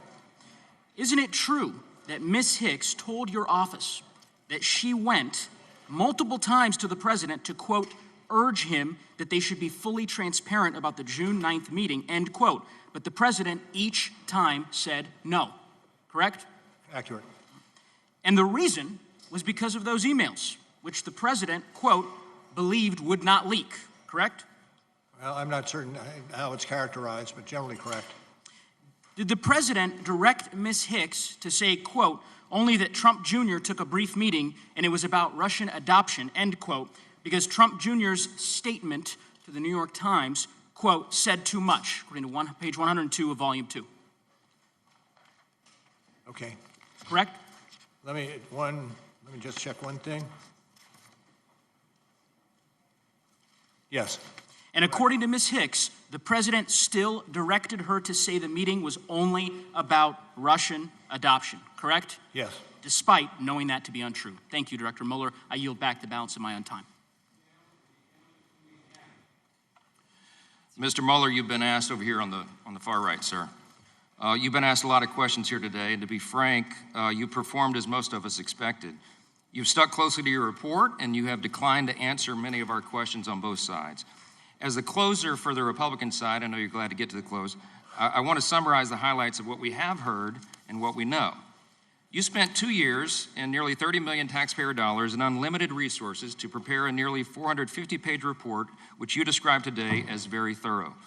Millions of Americans today maintain genuine concerns about your work, in large part because of the infamous and widely publicized bias of your investigating team members, which we now know included 14 Democrats and 0 Republicans. Campaign finance reports later showed that team, excuse me, it's my time. That team of Democrat investigators you hired donated more than $60,000 to the Hillary Clinton campaign and other Democratic candidates. Your team also included Peter Strzok and Lisa Page, which have been discussed today, and they had the lurid text messages that confirmed they openly mocked and hated Donald Trump and his supporters, and they vowed to take him out. Mr. Ratcliffe asked you earlier this morning, quote, can you give me an example other than Donald Trump where the Justice Department determined that an investigated person was not exonerated because their innocence was not conclusively determined, unquote? You answered, I cannot. Sir, that is unprecedented. The president believed from the very beginning that you and your special counsel team had serious conflicts. This is stated in the report and acknowledged by everybody. And yet, President Trump cooperated fully with the investigation. He knew he had done nothing wrong, and he encouraged all witnesses to cooperate with the investigation and produced more than 1.4 million pages of information and allowed over 40 witnesses who were directly affiliated with the White House or his campaign. Your report acknowledges on page 61, volume 2, that a volume of evidence exists of the president telling many people privately, quote, the president was concerned about the impact of the Russian investigation on his ability to govern and to address important foreign relations issues and even matters of national security. And on page 174, volume 2, your report also acknowledges that the Supreme Court has held, quote, the president's removal powers are at their zenith with respect to principal officers, that is, officers who must be appointed by the president and who report to him directly. The president's exclusive and illimitable power of removal of those principal officers furthers the president's ability to ensure that the laws are faithfully executed, unquote. And that would even include the Attorney General. Look, in spite of all of that, nothing ever happened to stop or impede your special counsel's investigation. Nobody was fired by the president, nothing was curtailed, and the investigation continued unencumbered for 22 long months. As you finally concluded in volume 1, the evidence, quote, did not establish that the president was involved in an underlying crime related to Russian election interference, unquote. And the evidence, quote, did not establish that the president or those close to him were involved in any Russian conspiracies or had an unlawful relationship with any Russian official, unquote. Over those 22 long months that your investigation dragged along, the president became increasingly frustrated, as many of the American people did, with its effects on our country and his ability to govern. He vented about this to his lawyer and his close associates, and he even shared his frustrations, as we all know, on Twitter.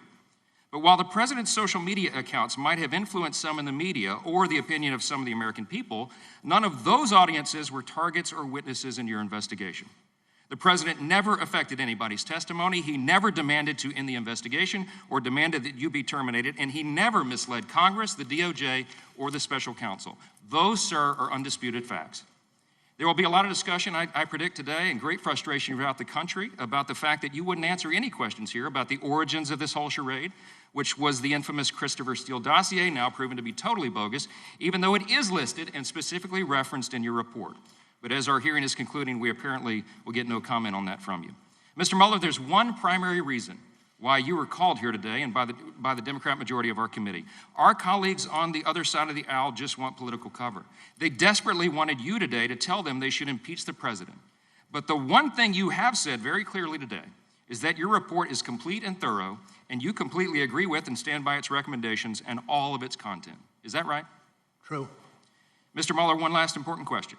Your report does not recommend impeachment, does it? I'm not going to talk about recommendations. It does not conclude that impeachment would be appropriate here, right? I'm not going to talk about that that issue. That's one of the many things you wouldn't talk about today, but I think we can all draw our own conclusions. I do thank you for your service to the country, and I'm glad this charade will come to an end soon, and we can get back to the important business of this committee with its broad jurisdiction of so many important issues for the country. With that, I yield back. The gentleman yields back. I want to announce that our intent was to conclude this hearing at around 11:45. All of the Republican members have now asked their questions, but we have a few remaining Democratic members. They will be limiting their questions, so with Director Mueller's indulgence, we expect to finish within 15 minutes. The gentlelady from Georgia is recognized. Thank you, Mr. Chairman, and thank you, Director Mueller. Your investigations of the Russian attack on our democracy and of obstruction of justice were extraordinarily productive. In under 2 years, you charged at least 37 people or entities with crimes. You convicted 7 individuals, 5 of whom were top Trump campaign or White House aides. Charges remain pending against more than 24 Russian persons or entities and against others. Now let me start with those 5 Trump campaign or administration aides that you convicted. Would you agree with me that they are Paul Manafort, President Trump's campaign manager, Rick Gates, President Trump's deputy campaign manager, Michael Flynn, President Trump's former national security advisor, Michael Cohen, the president's personal attorney, George Papadopoulos, President Trump's former campaign foreign policy advisor, correct? Correct. And the 6th Trump associate will face trial later this year, correct? And that person would be Roger Stone, correct? Correct. Thank you. Well, I'm not certain what you said by Stone, but he is in another court system, as I indicated before. Exactly. He's still And, under do not want to discuss. Correct. Thank you. And there are many other charges as well, correct? Correct. So, sir, I just want to thank you so much in my limited time today for your team, the work that you did and your dedication. In less than 2 years, your team was able to uncover an incredible amount of information related to Russia's attack on our elections and to obstruction of justice. And there's still more that we have to learn. Despite facing unfair attacks by the president, and even here today, your work has been substantive and fair. The work has laid the critical foundation for our investigation, and for that, I thank you. I thank you. And with that, I yield back the balance of my time. Gentlelady yields back. The gentleman from Arizona. Thank you, Director Mueller. I'm disappointed that some have questioned your motives throughout this process, and I want to take a moment to remind the American people of who you are and your exemplary service to our country. You are a Marine. You served in Vietnam and earned a Bronze Star and a Purple Heart, correct? Correct. Which president appointed you to become the United States Attorney for Massachusetts? Which senator? Which president? Oh, which president? I think that was President Bush. According to my notes, it was President Ronald Reagan had the honor to do so. Under whose My mistake. Under whose administration did you serve as the Assistant Attorney General in charge of the DOJ's Criminal Division? Under which president? Yep. That would be George Bush 1. That is correct, President George H.W. Bush. After that, you took a job at a prestigious law firm, and after only a couple years, you did something extraordinary. You left that lucrative position to re-enter public service, prosecuting homicides here in Washington, D.C. Is that correct? Correct. When you were named director of the FBI, which president first appointed you? Bush. And the Senate confirmed you with a vote of 98-0, correct? Surprising. And you were sworn in as director just 1 week before the September 11th attacks. True. You helped to protect this nation against another attack. You did such an outstanding job that when your 10-year term expired, the Senate unanimously voted to extend your term for another 2 years, correct? True. When you were asked in 2017 to take the job as special counsel, the president had just fired FBI Director James Comey. The Justice Department and the FBI were in turmoil. You must have known there would be an extraordinary challenge. Why did you accept? I'm not going to get into that. That's a little bit off track. It was a challenge, period. Some people have attacked the political motivations of your team, even suggested your investigation was a witch hunt. When you considered people to join your team, did you ever even once ask about their political affiliation? Never once. In your entire career as a law enforcement official, have you ever made a hiring decision based upon a person's political affiliation? No. I'm not surprised. If I might just interject, the capabilities that we have shown in the report that's been discussed here today was a result of a team of agents and lawyers who were absolutely exemplary, and were hired because of the value they could contribute to getting the job done and getting it done expeditiously. Sir, you're a patriot, and clear to me in reading your report and listening to your testimony today, you acted fairly and with restraint. There were circumstances where you could have filed charges against other people, mentioned the report, but you declined. Not every prosecutor does that, certainly in a one on a witch hunt. The attacks made against you and your team intensified because your report is damning. And I believe you did uncover substantial evidence of high crimes and misdemeanors. Let me also say something else that you are right about. The only remedy for this situation is for Congress to take action. I yield back. Gentleman yields back. The gentlelady from Pennsylvania. Good morning, Director Mueller. Madeline Dean. Got you, sorry. Thank you. I wanted to ask you about public confusion connected with Attorney General Barr's release of your report. I will be quoting your March 27th letter. Sir, in that letter, and at several other times, did you convey to the Attorney General that the, quote, introductions and executive summaries of our 2-volume report accurately summarize this office's work and conclusions, end quote? And I have to say that the letter itself speaks for itself. And those were your words in that letter. Continuing with your letter, you wrote to the Attorney General that, quote, the summary letter that the department sent to Congress and released to the public late in the afternoon of March 24th did not fully capture the context, nature, and substance of this office's work and conclusions, end quote. Is that correct? Again, I rely on the letter itself for its terms. Thank you. What was it about the report's context, nature, substance that the Attorney General's letter did not capture? I think we captured that in the March 27th responsive letter. And this is from the 27th letter. What were some of the specifics that you thought? I direct you to the letter itself. Okay. You finished that letter by saying there is now public confusion about critical aspects as a result of our investigation. Could you tell us specifically some of the public confusion you identified? Not generally. Again, I go back to the letter, and the letter speaks for itself. And could Attorney General Barr have avoided public confusion if he had released your summaries and executive introduction and summaries? And I don't feel comfortable speculating on that. Shifting to May 30th, the Attorney General, in an interview with CBS News, said that you could have reached, quote, you could have reached a decision as to whether it was criminal activity, end quote, on the part of the president. Did the Attorney General or his staff ever tell you that he thought you should make a decision on whether the president engaged in criminal activity? I'm not going to speak to what the Attorney General was thinking or saying. If the Attorney General had directed you or ordered you to make a decision on whether the president engaged in criminal activity, would you have so done? I can't answer that question in the vacuum. Director Mueller, again, I thank you for being here. I agree with your March 27th letter. There was public confusion, and the president took full advantage of that confusion by falsely claiming your report found no obstruction.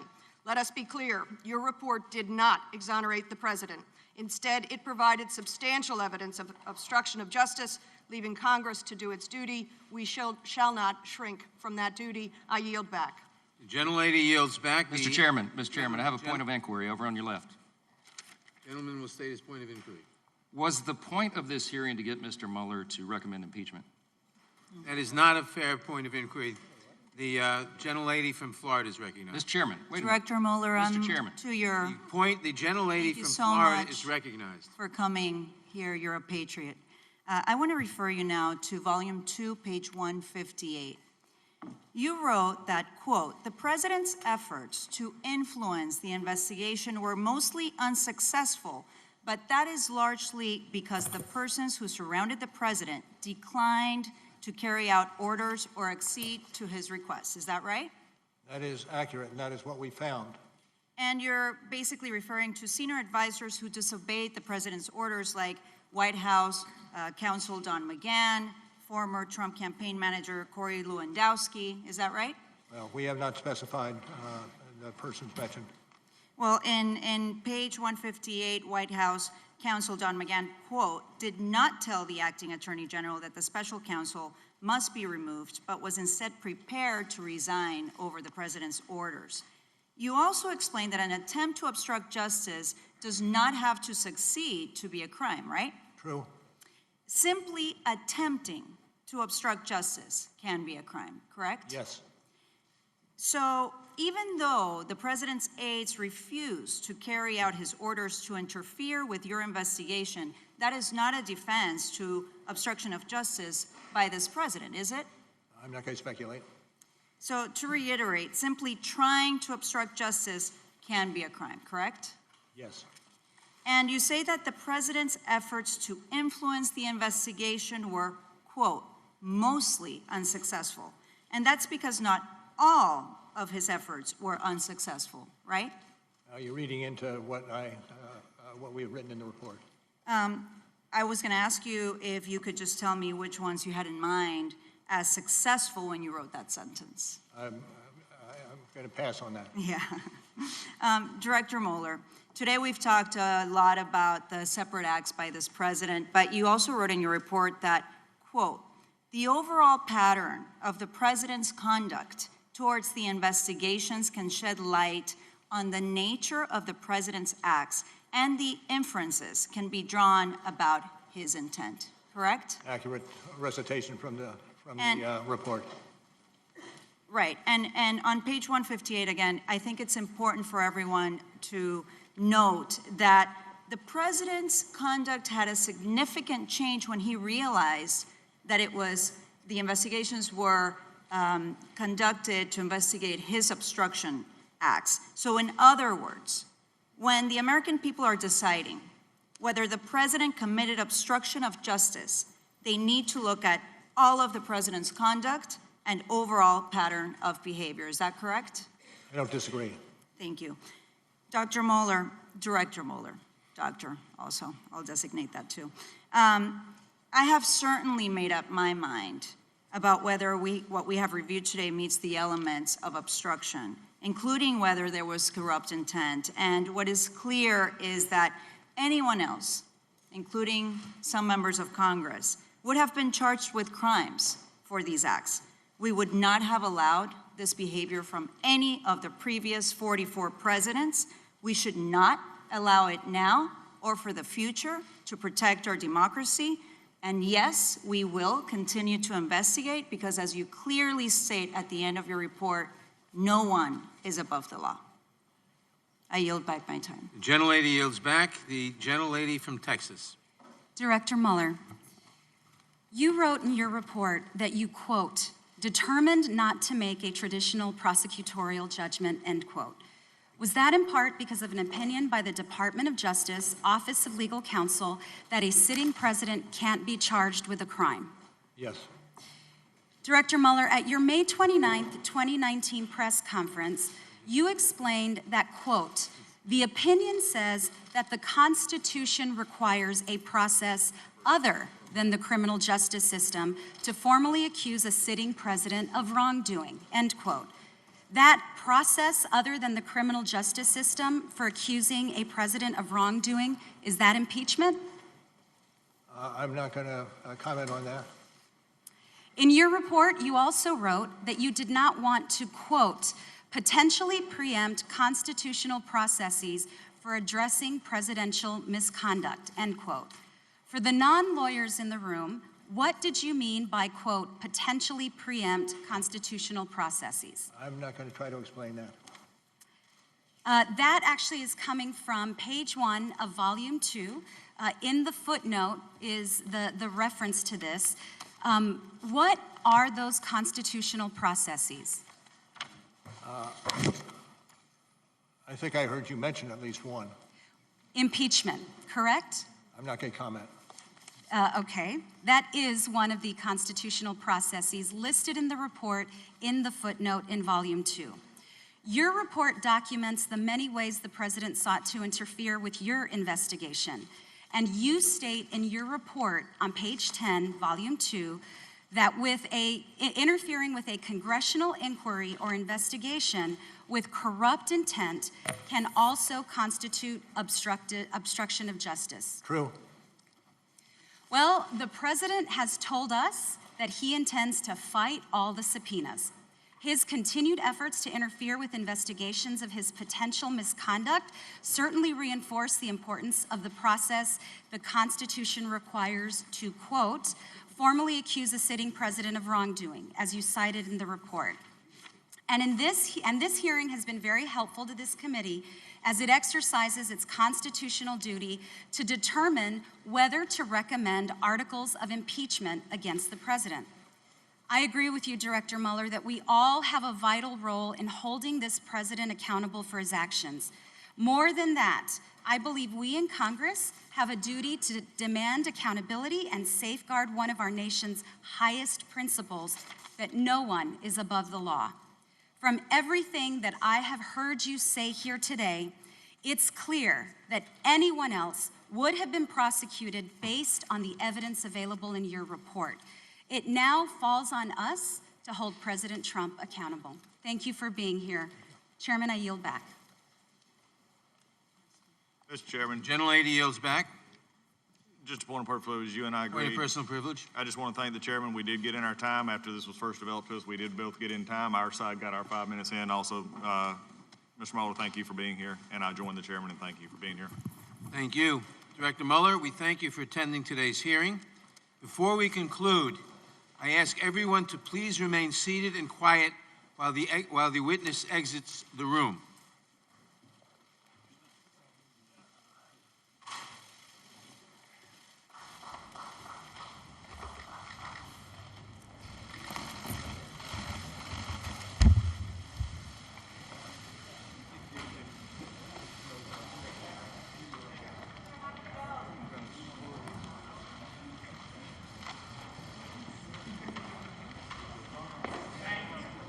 Without objection, all members will have 5 legislative days to submit additional written questions for the witness or additional materials for the record. And without objection, the hearing is now adjourned.